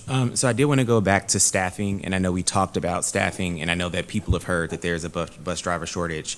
And I was really curious to know what exactly could be some of those factors. So I looked it up and just want to put this on the record, which is age makeup came up. It says, for example, the Economic Policy Institute released a report showing that in 2021, 72.6% of state and local government school bus drivers were age 50 and older compared to other similar industries. They talked about student and parent confrontations. In that same study, they talked about a return to in-person schooling and bus drivers also reporting increased confrontations with students and parents. And then you all mentioned the bus driver wages, which I think at that time, the typical school bus driver earned $20 an hour in 2022, which is 16.8% less than the median wage for all workers in the economy, which was $24. So I do want to just shout out that I think getting and acknowledging that you have made some considerable efforts to get the wage up to $21.98 and 43 between $21.98 and $43.23, which is above the national average for 2024, and also it's about comparable to $22 for Maryland.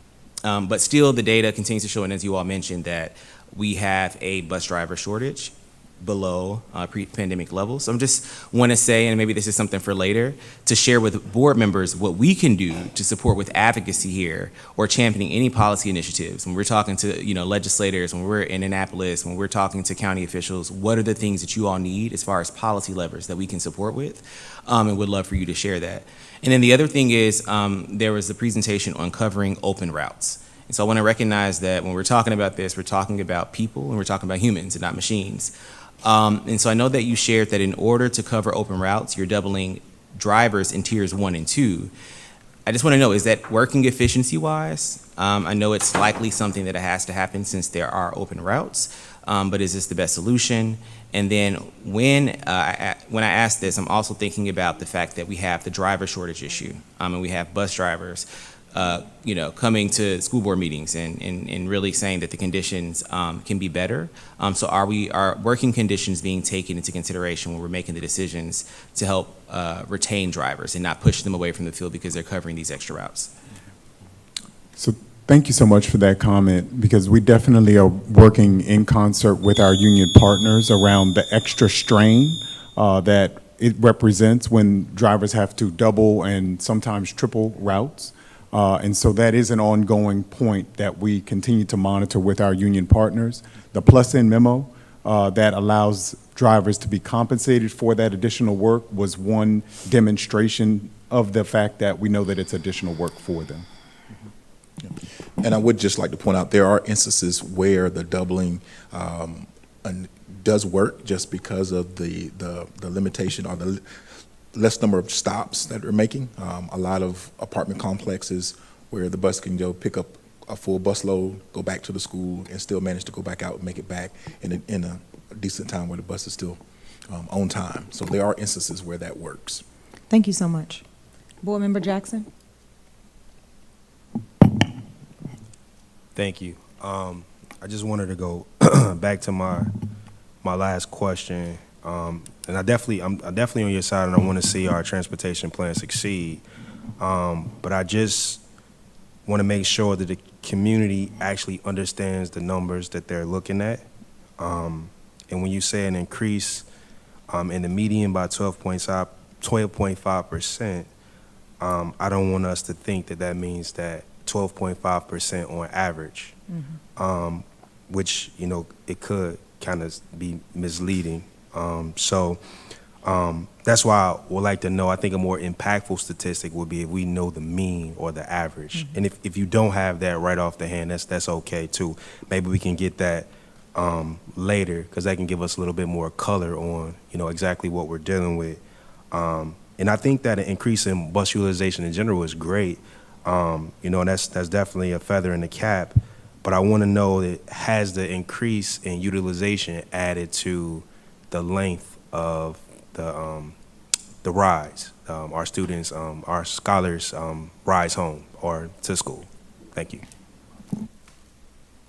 So that is the extra 2.1 miles, where on average we were at 17.2, and now it's going to 19.3. So it has increased a little bit overall, but based on our reality, the rides are longer because we have a driver shortage. And this goes back to the doubling, the combining, and splitting. So our team may have to combine 2 routes into one.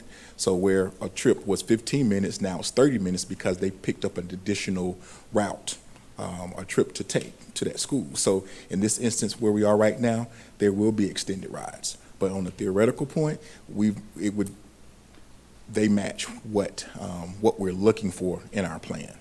And if I could add to that, it's important to look at the variables collectively and not just one individually. So the bus utilization has gone up. So yes, there could theoretically be more children on the bus and a longer ride time, but we're also looking at reducing the number of bus stops. And so that also streamlines each individual bus trip and allows us to have more coverage, meaning distance, an average of 2 miles longer, but only 4 minutes increase in ride time. Thank you so much.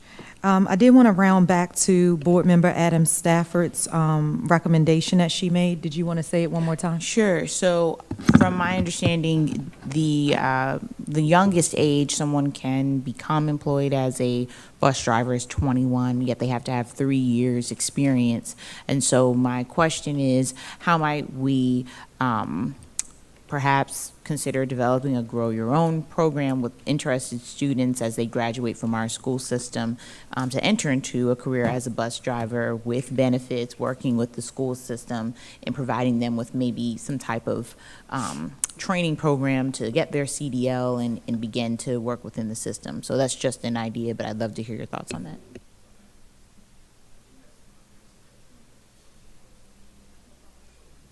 I think that's a great suggestion in terms of something for us to really look into. And I guess the 21 years is really the crux of it in terms of you have to be at least 21.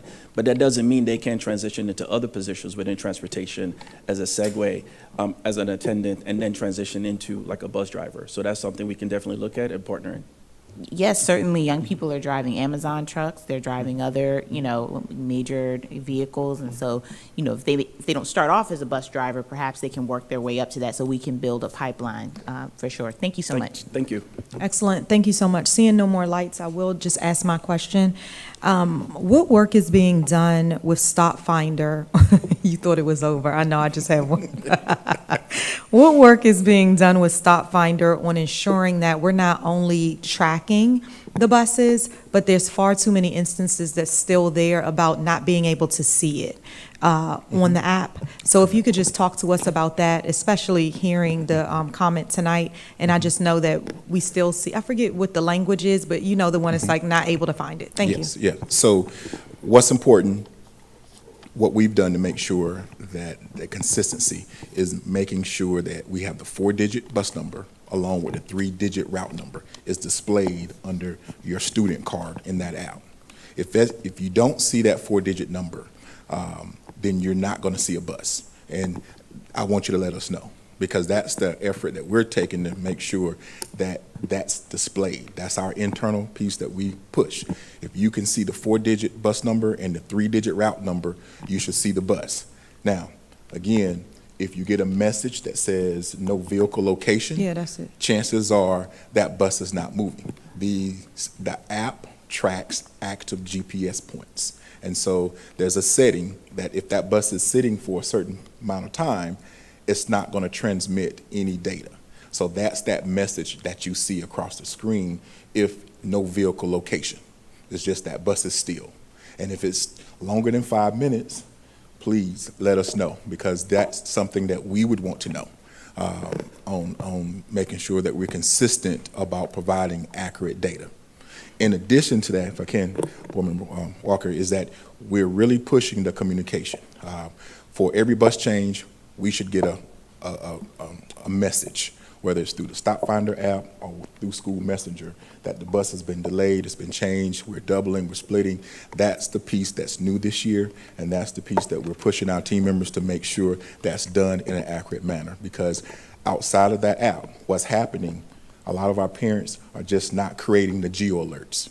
It goes back to the 24,000 that actually have downloaded the app, and you can see the drive path, you can see your stops, and you can actually see the bus when it's rolling, but you won't get a push notification that lets you know that, hey, the bus is near my stop. And so that's our push, and that's that request that if there's anything we can do, that's the push for our parents, is to create that geo alert. Thank you so much. Board members, for any additional questions, we will put them through our tracker with our staff. Thank you. We're going to move into the report of the committees. The chair recognizes the standing committees for their committee highlights. Each member will have 2.5 minutes to present. We're going to keep to our 2.5 minutes because this is an overview so that our public can recognize the standing committees that we do have, and then we'll go into our already planned 2 committees that we have with reports tonight. Parent and Community Advisory Council, the chair recognizes Board Liaison Dr. Kenneth Harris for a 2.5-minute report. Wonderful. Thank you, Chair Walker. So the purpose of the Parent and Community Advisory Council is to advise the Superintendent and Board of Education, providing insight and practical advice to aid in implementing sustainable practices through proactive, stimulating, high-quality conversations.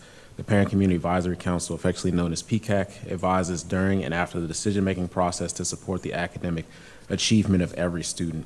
Presently, PCAC is made up of the following members: Mashira Durden, Latanza Wilson from District 1, District 2, Latanza Wilson, District 3, Halen Lovo Correas, District 6, Teresa Smith, District 7, Dolores Millhouse, District 8, Yoshada Hinton, District 9, Sade Davis, Labor Representative Rebecca Brown, Board Liaisons Dr. Kenneth Harris and Ms. Madeline Frazier, Superintendent Liaison Quincy Boyd, and we meet the first Wednesday of every month. The next upcoming meeting is October the 2nd, 2024 at 7 p.m. Thank you so much. Excellent. We're going to move to our Climate Change Action Plan Ad Hoc Committee, where the chair recognizes Chair Dr. Kenneth Harris for a 2.5-minute. Thanks again. The Prince George's County Public Schools has developed a national model to combat climate change for our students and communities' futures. With this, the Climate Change Action Plan Ad Hoc Committee was established. The committee focuses on 8 priority recommendations that we discussed several times throughout our time. The members of our committee, we're actually made up of 19 committee members. We have 5 students on our committee. We have industry professionals, members of the administration, educators within PGCPS. This committee meets quarterly on Wednesdays at 4:30. The meeting times and dates can be found on the board webpage, and we also have a work plan that we also have posted on Board Docs. Thank you so much. PGCPS District Steering Committee for Community Schools, the chair recognizes Board Liaison Jonathan Briggs for a 2.5-minute report. Thank you so much, Chair Walker. So as you mentioned, I'm Jonathan Briggs, the District 2 board member, but also the board liaison for the steering committee. Per the memorandum of understanding entered into by the county, PGCPS, and the council, it was agreed to establish a steering committee consisting of the superintendent, county executive, and council chair that would provide oversight of the P3 program and example Blueprint Schools program. The committee will meet quarterly to receive an update on the status of the Blueprint Schools from PGCPS Public-Private Partnerships P3 office. The P3 office will also develop and distribute a quarterly and annual report for the committee that will be publicly available. Finally, this committee is the only body that has the ability to modify the terms of the contract. The members and meeting dates can be found on the PGCPS website by searching Steering District Committee for Community Schools. Thank you so much. Thank you. Academic and Achievement Committee, the chair recognizes Chair Madeline Frazier for a 2.5-minute report. Thank you very much. As Chair Walker mentioned, my name is Madeline LaSalle Frazier. I am the chair of the Academic Achievement Committee, and I would like to introduce the members of my committee. Jamal Jongo, a student member of the board, is the vice chair. Shayla Adams Stafford, District 4, and Dr. Sephora Miller, District 5. The Academic Achievement Committee is tasked with overseeing the development and implementation of the school system's academic programs and operations involving student affairs. The committee also focuses on initiatives to ensure effective and timely parent and community engagement within the school system. The committee's responsibilities include closing the academic performance gaps, enhancing outcomes for low-performing and underserved populations, supporting high-performing schools and students, and addressing the issues related to educational equity. We meet monthly on the third Monday at 5:30 p.m. via Zoom, and the first meeting of the 24-25 school year was held on September 16, 2024. Our September committee meeting highlighted the comprehensive discussion of the importance of equity for special education, aligned with the 2-point special education strategic plan, specifically Goal 2, which focuses on family engagement and advocacy for students with disabilities. A snapshot of data on students receiving special education services in Prince George's County was given, highlighting the high level of inclusion within the school environment, the current trends in which the team discussed opportunities for improvement. The committee also discussed next steps, identifying the systemic equity professional development sessions aimed at supporting school-based teams and fostering ongoing awareness and advocacy for our students. Our discussions align with the needs of the targeted training and resources of inclusive practices, especially for school-based administrators, the general educators, creative art teachers, physical education teachers, and specialty program teachers. We will continue to work on equity awareness and programming for students with disability. We will continue to work on school improvement, multilingual learners, parent engagement, and data review that will include attendance trends, benchmark literacy data for kindergarten through grade 2, core content pass rates disaggregated by race, multilingual learners, and special education. The committee is dedicated to ongoing review and dialogue around these critical areas to ensure that all students receive the support they need to succeed academically and socially. Look at you, right there, excellent. On time. Thank you so much. The chair recognizes Chair Brandon Jackson for a 2.5-minute report for the Board Audit Committee. Thank you, Chair Walker. My name is Brandon Jackson, and I represent the newest and world-renowned Audit Committee. My committee members are Vice Chair Pamela Boozer-Struthers, Jonathan Briggs, Madeline Fraser, and ex official is Lolita E. Walker. So the mission of the Audit Committee, the primary purpose of Prince George's County Board of Education Audit Committee is to provide oversight of the financial reporting process, the audit process, the PGCPS system of internal controls and compliance with the laws and regulations that govern PGCPS. So our next board meeting, our next committee meeting is October 1st. And that's going to be on a Tuesday. Due to the MABE conference, we're going to shift to the Tuesday. But typically we meet the first Monday of each month. So the rest of the year we meet November 4th and December 9th. So that is the Audit Committee. Thank you. Thank you so much. The chair recognizes Board Liaison Shayla Adams Stafford for a 2.5-minute report on the Disability Issues Advisory Board. All right, good evening. The purpose of the Board of Education providing information on the following issues as well as other related issues which may arise in the course of this advisory board's work is to specifically focus on compliance matters such as the implementation of board policies regarding access for individuals with disabilities, and also propose new construction, employment, and hiring issues as they specifically relate to individuals with disabilities. So the vision of this particular advisory board is to ensure that Prince George's County Public School System facilities and personnel present a welcoming and supportive atmosphere for persons with disabilities.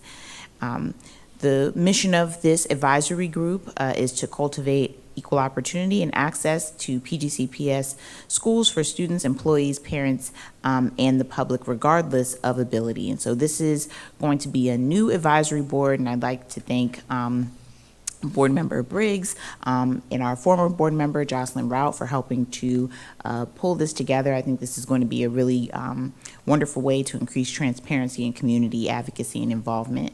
The Disability Issues Advisory Board members from that have been selected from each district are as follows. And I will also call for a vote so that this group can begin to meet. So we'll have District 1, it's Irma Cottrell. District 2, Rachel Doyle.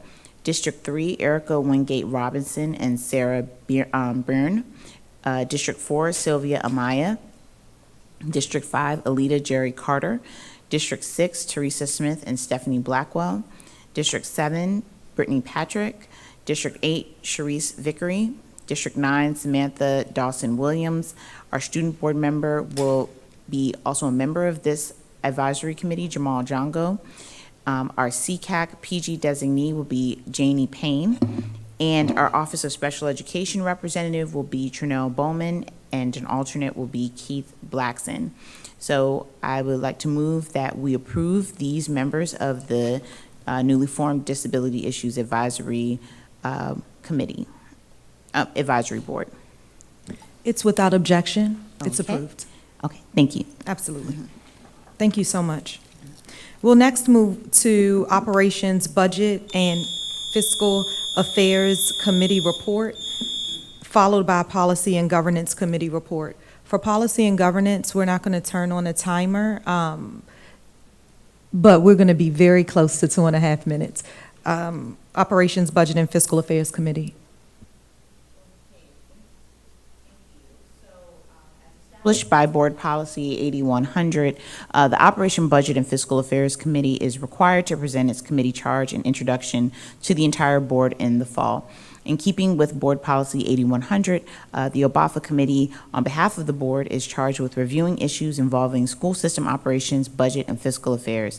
The committee is responsible for reviewing issues relating to management and audit of functions in the PGCPS school system, reviewing and providing recommendations regarding fiscal, capital, and human resources, including the board's operating budget, capital improvement program, staffing plans, and allocations. Members of the committee for the 2024-2025 school year, including the administration representatives, are as follows. Myself as committee chair, Dr. Kenneth Harris II as committee vice chair, Jamal Jungo, our student member of the board, Pamela Boozer-Strother, board chair Lolita Walker, ex officio member, Dr. Charaska Coleman, chief operating officer, Ms. Lisa Howell, chief financial officer, and Cindy Adlian, our committee support staff. The committee meets monthly on Wednesdays at 5 p.m. The meeting times can be found on the board webpage as they vary monthly. We ask that you be sure to check the board webpage, the committee webpage for any updates. Beginning in August and ending in June 2025, our committee plans will be to discuss the following: budgetary matters and updates, capital improvement plans, blueprint school program updates, building service maintenance plan updates, transportation updates, safety and security updates, student information system updates, sustainability and resiliency updates as well. A tentative non-binding work plan has been established, which includes the anticipated dates for the discussions of every throughout the school year. And Madam Chair, at our last at two OBAFA meetings ago, we passed a motion that I'd like to present to the board, which is on the maintenance plan.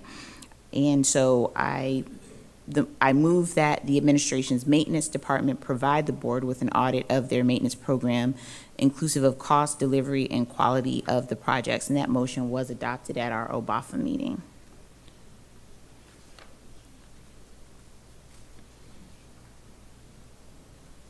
Chair Adam Stafford, is that to pull out from the consent agenda to discuss that? I was unsure if that was the place because I was under the impression that it had to come as part of the committee update. Yeah, maybe 1 second.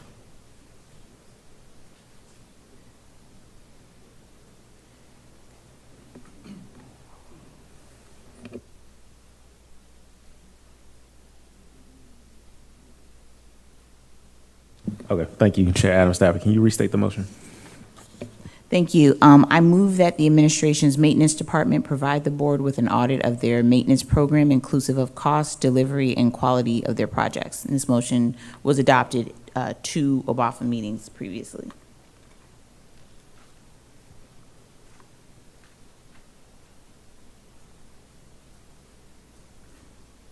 Ms. Adeline, please call the roll. Can you repeat the motion, please, Board Member Addis Safford? I move that the administration's maintenance department provide the board with an audit of their maintenance program inclusive of cost, delivery, and quality of projects.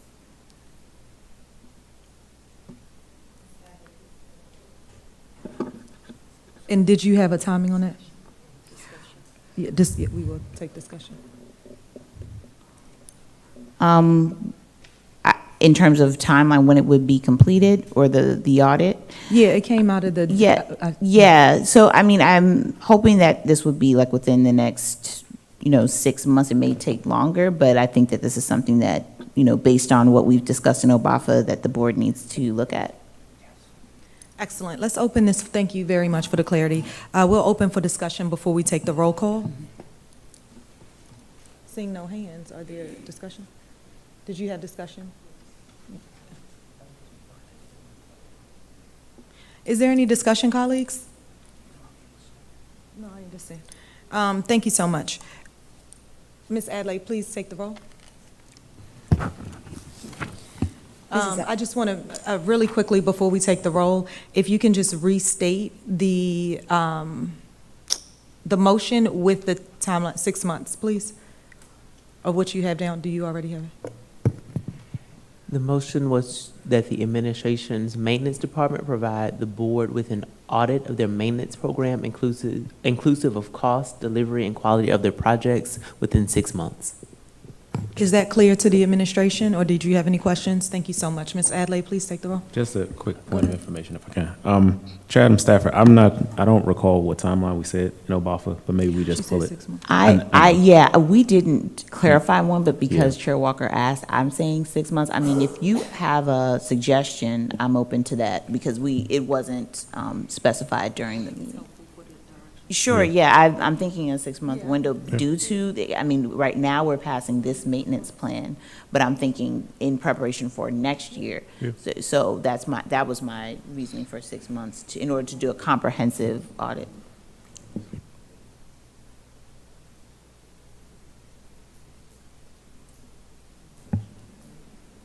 Okay, we resolved it. I did. I asked them if they understood, and is it a feasible request in that timeline? I'll tell you what, we'll, if I can get back with you at least by tomorrow to be able to collaborate to see what it will take without the specificity of particularly exactly what it is in operations, because there's so many different facets to operations as a whole. We might need a little bit more clarity specifically around the what. Yeah, this is specifically around the maintenance plan. So we were discussing issues of quality assurance and quality control on our major maintenance projects in terms of cost comparisons for projects that, are backlogged, understanding specifically the quality of the projects. And so we were talking specifically about just generally, when a maintenance project is deployed, how that is followed up on, what are our processes there compared to the cost that it costs specifically for some of our most common maintenance items, and understanding that from a longitudinal perspective over time, how those costs have either shifted or changed, so we were zoning specifically in on maintenance, and that was what came out of the OBAFA motion. Okay, well, I think the 6 to 8 months would be reasonable from that standpoint. Thank you for that recommendation. Great. 6 to 8 months is the timeline for the record. Ms. Adlai, please take the roll. Thank you. Mrs. Adams Stafford? Aye. Ms. Wheeler-Strother? Aye. Mr. Briggs? Aye. Mrs. Frazier? Aye. Dr. Harris? Aye. Mr. Jackson? Aye. Mr. Jongo? Aye. Dr. Miller? Aye. Ms. Walker? Aye. 9 in the affirmative. I'm sorry. Nine in the affirmative, motion passes. Thank you so much. We'll move forward with that plan in 6 to 8 months. If we can add it to the tracker, that would be really helpful just for overall visibility. Thank you. Thank you. Does that conclude the operations budget? And thank you so much. We'll move forward with Policy and Governance Committee report. The chair recognizes Chair Jonathan Briggs for the report. Thank you so much, Chair. The Policy and Governance Committee is charged with facilitating short and long-range strategic planning for the school system, providing oversight of board policy and legislative and government matters involving federal, state, county, and municipal governmental agencies and officials. The members of the committee for the 2024-2025 school year, including the administration representative, are as follows. Myself, Committee Chair, Dr. Zipporah Miller, Committee Vice Chair, Ms. Lolita E. Walker, Ms. Pamela Boozer-Strother, Mr. Brandon Jackson, Ms. Robin Welsh, Director, PGCPS Office of Government Relations, Compliance, and Procedures, and Ms. Cindy Atle, Committee Support Staff. The committee meets once a month on Tuesdays at 5 p.m., except during the legislative session when we meet twice a month to closely observe and monitor the proceedings to determine how they affect their district. The board webpage lists the hours and dates of these meetings, so please be sure to check for updates and information. For the 2024-2025 school year, the committee aims to review 42 policies per Board Policy 9340. These policies are selected based on the following criteria. 1, a recommendation of the full board, a board member with the approval of the board chair, a board committee, a board authorized focus work group, or the superintendent. 2, the policy was reached in its 7-year cycle. Thank you for your continued support. Now going to move to the legislative platform. The Policy and Governance Committee and the superintendent worked together to create the legislative agenda for this year's session. The committee discussed and adopted many categories that they believe will benefit the district, outlining the positions the district takes. The platform is being recommended to the full board for consideration. Additionally, for public comment, Board Policy 9340, Policy Development, stipulates that policies must be reviewed and revised by the Policy and Governance Committee before being recommended to the entire board for consideration. The committee reviewed and approved the following policies to be recommended for public comment. Board Policy 4113, Community Involvement in the Principal Selection Process. This policy provides guidelines to promote greater accountability and parental and community interaction with local schools. Board Policy 8100, Board of Education Standing Committees and Focus Work Groups. This policy sets forth the guidelines required to establish membership selection and operations of all the board standing committees and focus work groups. Board Policy 9210, Chair, a rescission. This policy outlined the roles and responsibilities of the board chair. Board Policy 9220, Vice Chair, rescission. This policy outlined the roles and responsibilities of the board vice chair. Board Policy 9230, Secretary, Treasurer, and Executive Officer, rescission. This policy outlined the Chief Executive Officer's and Superintendent's role on the board. Board Policies 9210, 9220, 9330 are being rescinded due to their redundancy in our Board Policy 9100, Officers, which includes all the same information included in those 3 policies. Board Policy 9270, School Clubs and Organizations, rescission.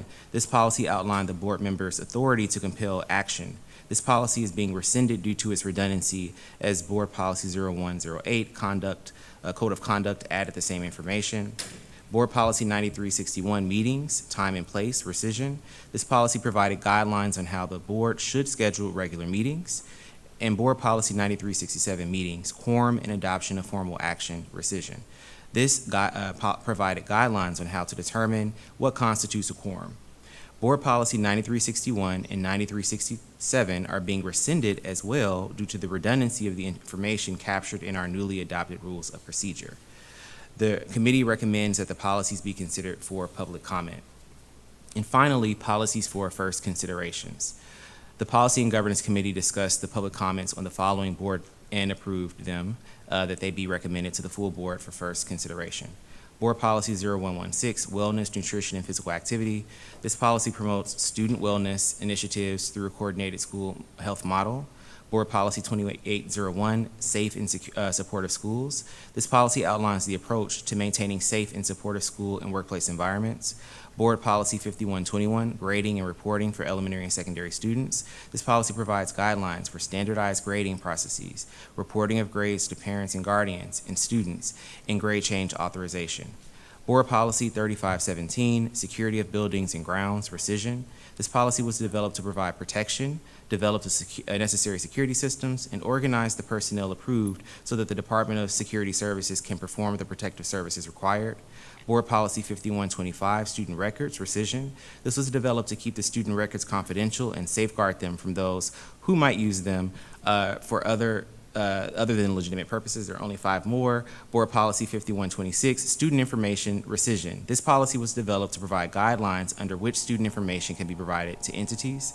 Board Policy 5132, Portable Electronic Devices in Schools, Rescission. This policy was developed to ensure that the use of portable electronic devices was encouraged during the school day for instructional purposes and at other times as approved by school administrators if portable electronic devices use does not violate the Code of Student Conduct and the Student Rights and Responsibilities Handbook.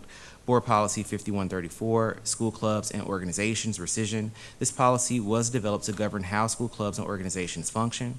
Board Policy 8261, Rights and Privileges granted by board to student member, Rescission. This policy was developed to provide the board with direct input concerning the thoughts and feelings of students. And finally, Board Policy 9271, Student Board Member. This policy aims to provide guidelines for the election and rights and privileges of the student board member and the professional development requirements for the student board member.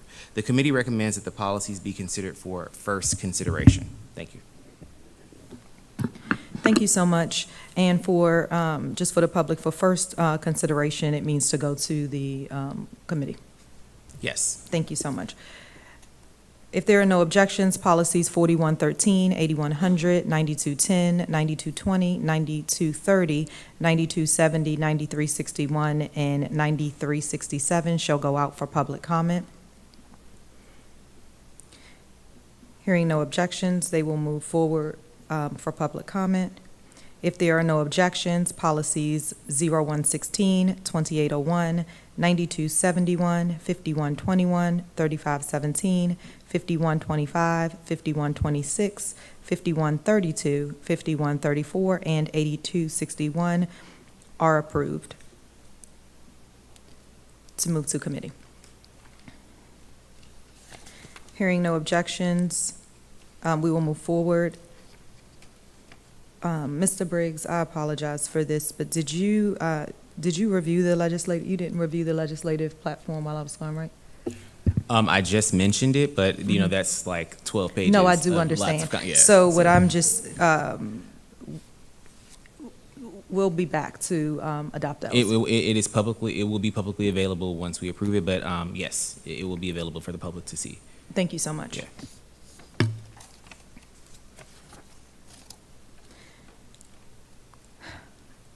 The chair recognizes Mrs. Sonia Williams, former vice chair of the Board of Education, for her presentation on environmental education programming.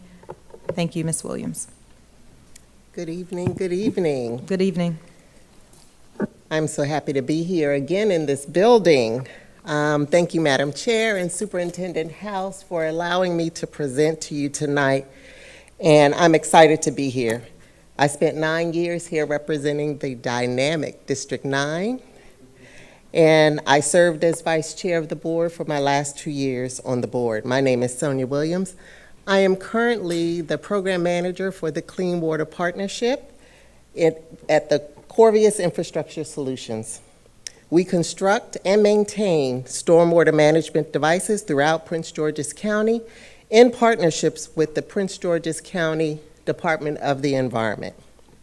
The program that we are in partnership with the Department of Environment is called the Clean Water Partnership. When I was a member of the board, I was always amazed at the programs that we have here for our students. And when I left the board, I was amazed to see that we do things that I didn't know about at our buildings.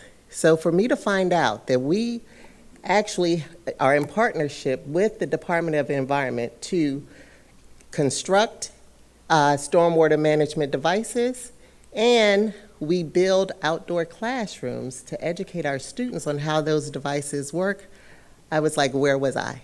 So I'm here tonight to make sure that my previous colleagues are aware of this amazing program.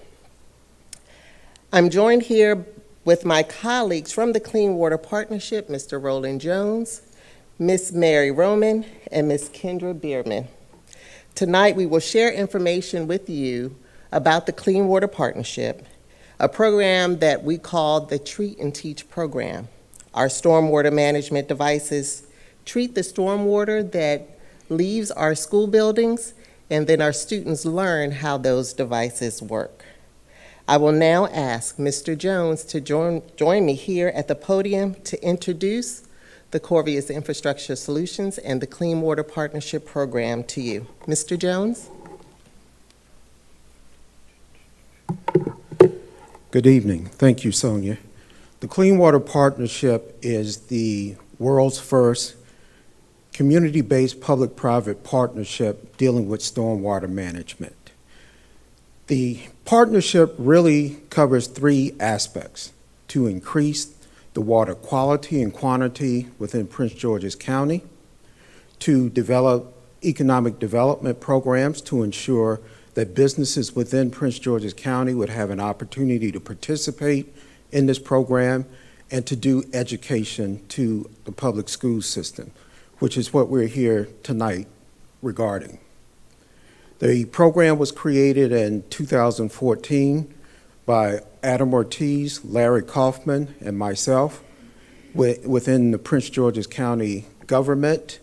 We had Corvius, who is our private partner, was the private partner at that point in time, that came in and bid on this opportunity to ensure that we could be in compliance with the requirements of the Maryland Department of Environment.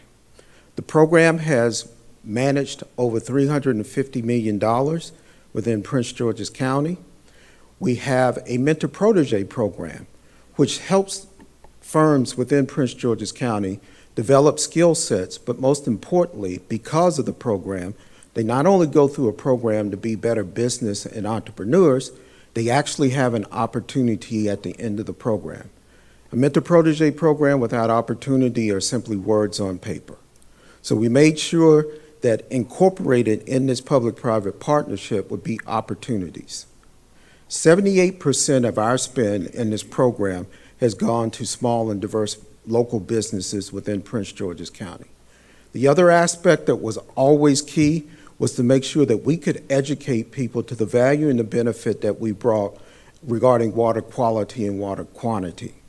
So this is the P3, the Clean Water Partnership, that we work with the Department of Environment and also the Department of Public Works and Transportation to ensure that the most precious element on earth, water, is great within Prince George's County. Now I will bring up Mary Roman. If I can ask the slides to go forward. Yeah, sorry about that. So thank you for having us here tonight. So to get, Sonia introduced the program, to get a little bit more specific, is it, get closer? Okay.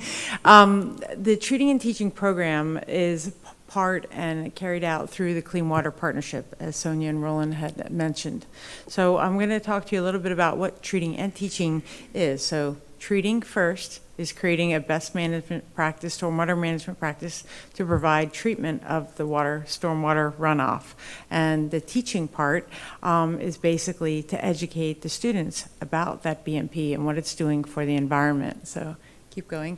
And it was started back in 2016 at Parkdale was the first school. So these are two BMPs. I think it was Eisenhower Middle School. I forget. I'm stepping in for someone else tonight. These are two best management practices. And what these do is they're reducing nitrogen, phosphorus, sediment. This is what the purpose of a best management practice is.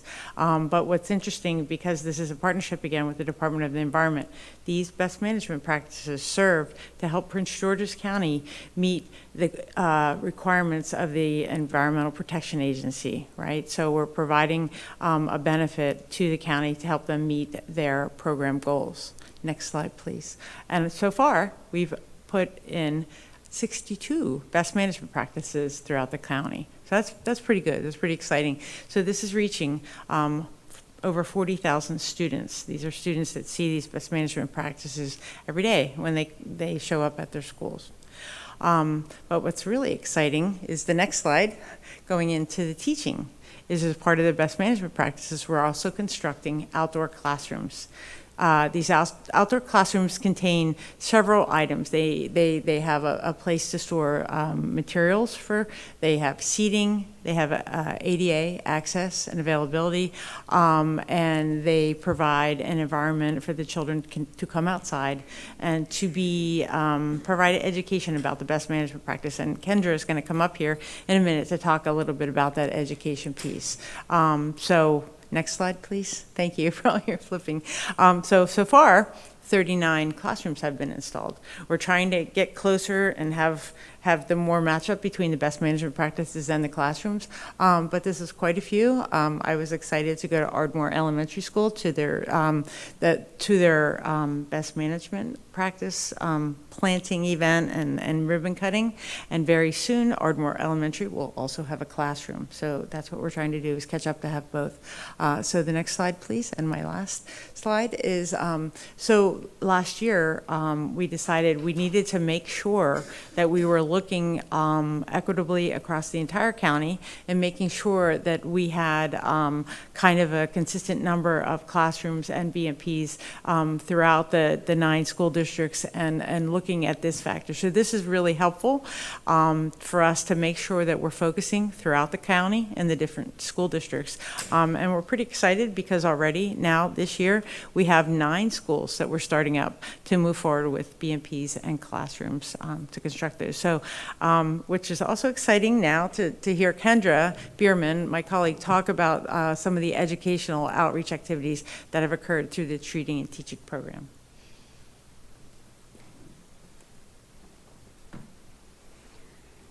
Good evening, everyone. My name is Kendra Bierman. I'm the Director of Education and Outreach for the Anacostia Watershed Society. And we are one of the partners involved in this project, and we are specifically focused on the teaching elements and the educational components. Thank you so much. As an organization, we are focused on protecting and restoring the Anacostia River and also connecting students to our beautiful natural resource that is the river and surrounding watershed. Through this program, we are specifically focused on connecting students to those best management practices, as well as toolkits and opportunities for teachers to engage with their outdoor classrooms, which are being created.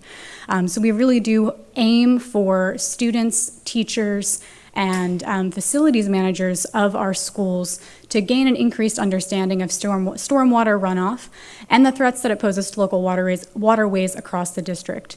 And this program does involve both professional development opportunities for teachers, as well as student-specific opportunities to learn about stormwater mitigation as well as climate change. Next slide, please.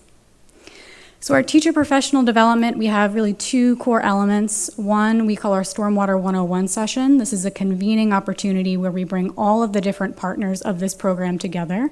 And during this session, the teachers get an overview of the program, basically all the elements from design of the BMP to design of the classroom, as well as a take-home kit of lessons and activities that they can bring back to the classroom focused on stormwater mitigation. And while we're out in this space, we also like to provide some great opportunities to get a broader picture of the impacts of those BMPs by getting teachers out onto the Anacostia River itself for a boat tour whenever possible. Because as this is a program to restore our school spaces and reduce impacts such as flooding, the BMPs also effectively help to improve the stormwater impacts that we see across the entire Anacostia watershed. So we really do try to draw those broader connections. The other element that we include here, and I'm sorry, back to the previous slide quickly. The other element that we include is training specifically for the outdoor classroom spaces. And that training is provided by the Maryland Association for Environmental and Outdoor Education. So we partner with them specifically to go out to each individual school that has recently received an outdoor classroom to really gain those best practices for how to engage students in the outdoor world, and specifically in that outdoor classroom that's been created. Next slide, please. Another element, and perhaps one of our most crucial elements, is student engagement. We work to not only ensure that the teachers are prepared to use these elements that are being provided in the school space, but also that the students are exposed to really crucial information that correlates to the impact of those BMPs, as well as how they can use their outdoor classroom spaces.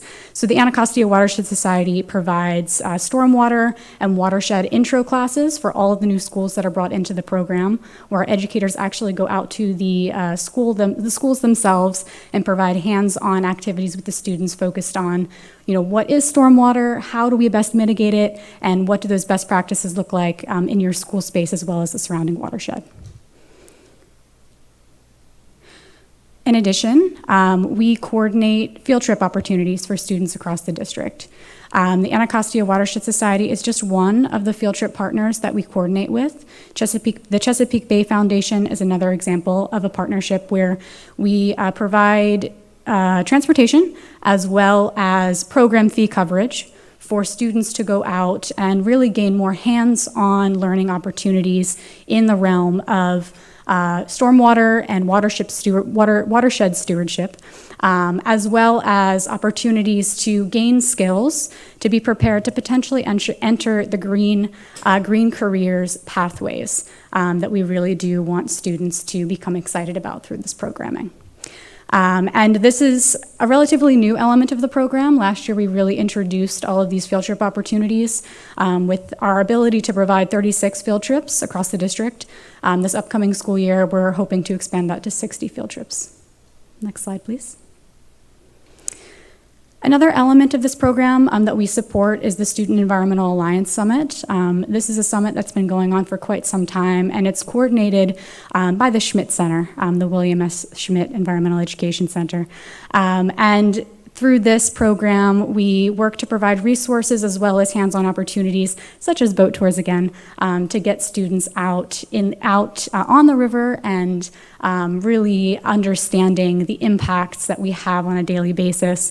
This is also a space where students are able to share the work that they are doing in their own schools and their own leadership when it comes to environmental stewardship, as this is an opportunity that is also led by student leaders across the many high schools that we have in Prince George's County. Next slide. And then the other really core element that we provide in this program is additional classroom support. So we want this to be a continuous process where teachers are getting excited, students are learning more and also becoming interested in these green career pathways, like I mentioned. And so we want to continue to support those efforts through materials and supplies that can then be continuously used in the classroom space.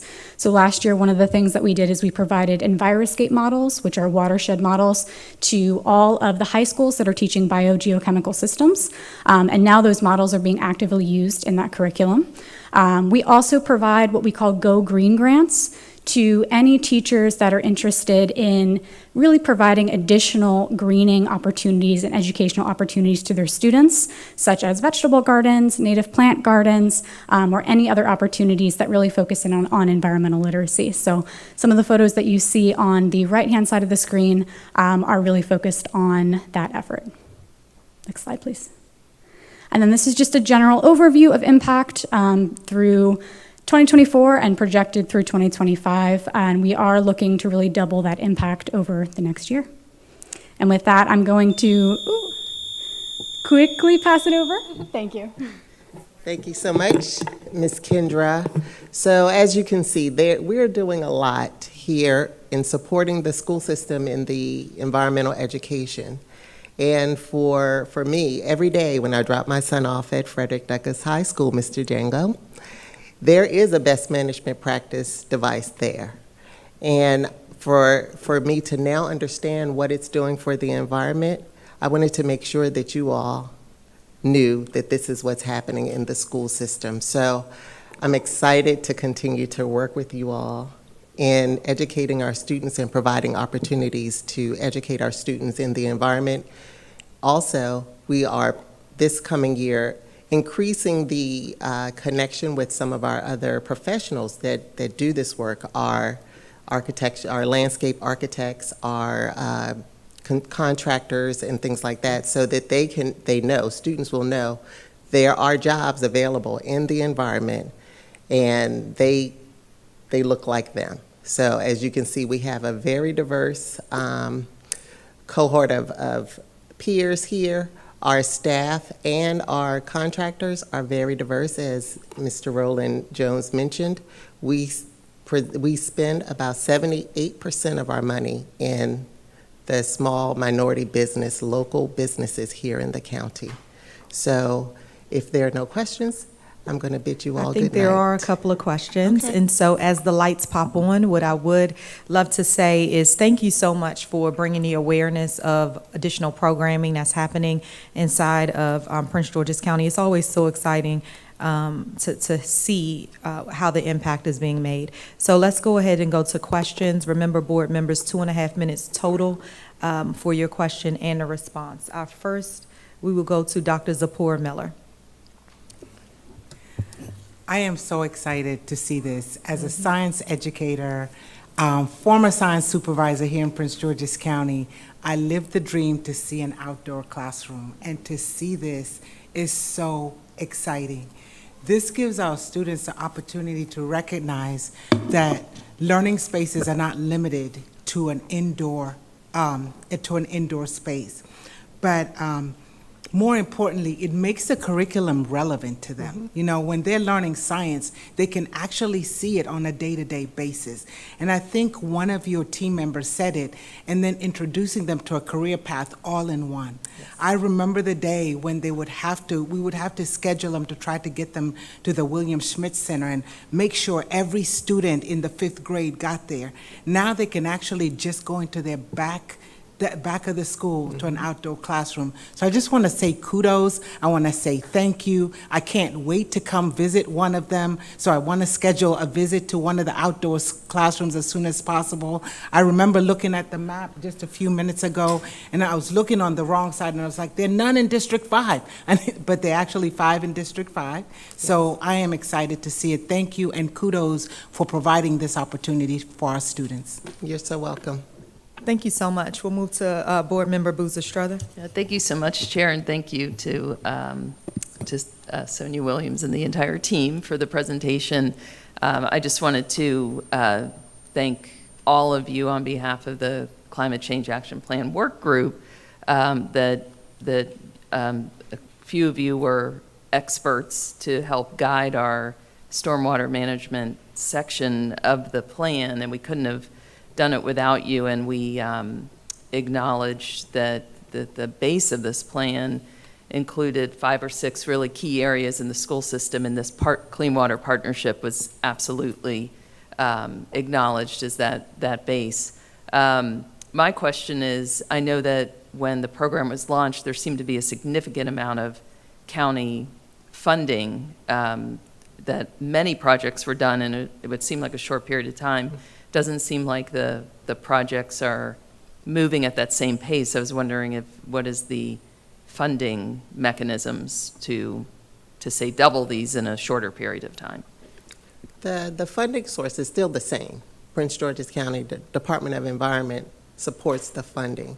This year, we're looking at how to maneuver how we distribute the built environment versus the curriculum environment, and sending the built environment to a different line item versus the curriculum. So we're able to increase the curriculum spend. That's how we're able to provide more trips and time in the classroom and things like that. So the funding source did not change.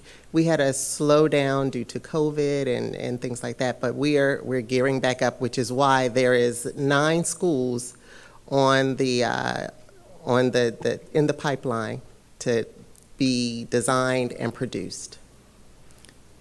Great, thank you. Thank you so much. We'll move to Board Member Dr. Harris. Thank you, Chair Walker. Hey, colleague. Hello. How are you? Good to see you. So thank you for your presentation. I appreciate you coming out and shedding light on this very important topic, not only when it comes to stormwater management and the Clean Water Partnership, but just also what we're doing in Prince George's County. As a PGCPS graduate, it's opportunities like this that help to ignite that spark in me when I was a student coming through this school system. And to see that opportunity still happening is an amazing thing. And now as a board member, I have the opportunity within even District 7 to not do, one outdoor classroom, but we're actually working on 3 for this upcoming year in total. And I'd be interested to see how we could better partner with Clean Water Partnerships to tie into things that are already existing. Maybe grant dollars we're already pulling down in those cases. So I'd love to hear, I'd love to have a separate spinoff meeting just to have some follow-up and get some synergy around that. Absolutely. We're always looking for ways to partner with the Department of Environment and Department of Public Works and Transportation. If we could add Prince George's County Board of Education as another partner, we can pursue other grants and other opportunities to have funding made available to even expand the program further.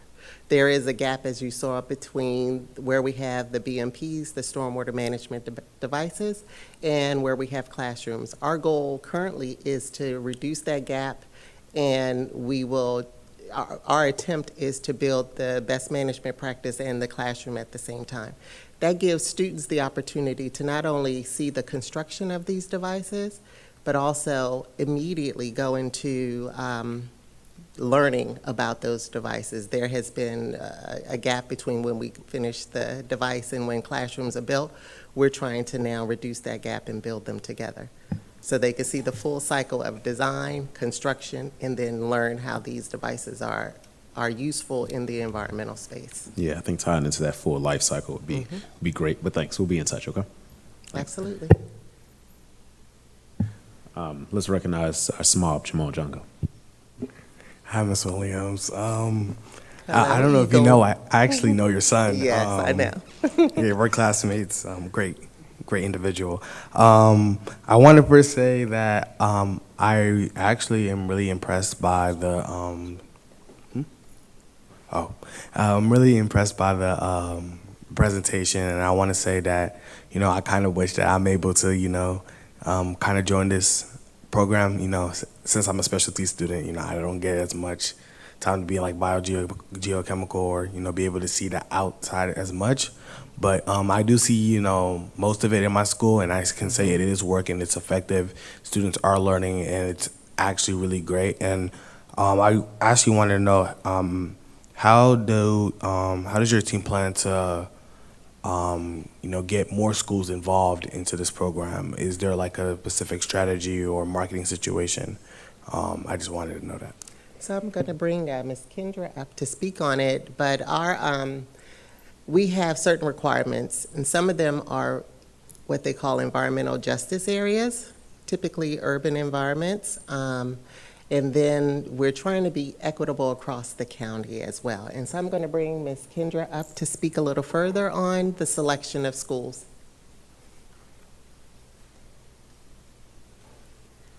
Yeah, I will first just echo the environmental justice element is a primary focus of ours in really understanding which schools are already receiving, a decent amount of environmental literacy opportunity and which maybe are not. But I will also mention that this partnership is in direct connection with PGCPS. We work very closely with Mr. Donald Bell of the Science Office, and that gives us the opportunity to really get an inside view of where those opportunity areas are, and also which schools are ready and interested in stepping in. So it's a mix of us assessing where there is more need and more opportunity, as well as which schools are actively looking for those opportunity spaces. Thank you. Yeah, my pleasure. And recently, we completed a survey of all the remaining schools, and we're trying to rank them based on the environmental justice requirement.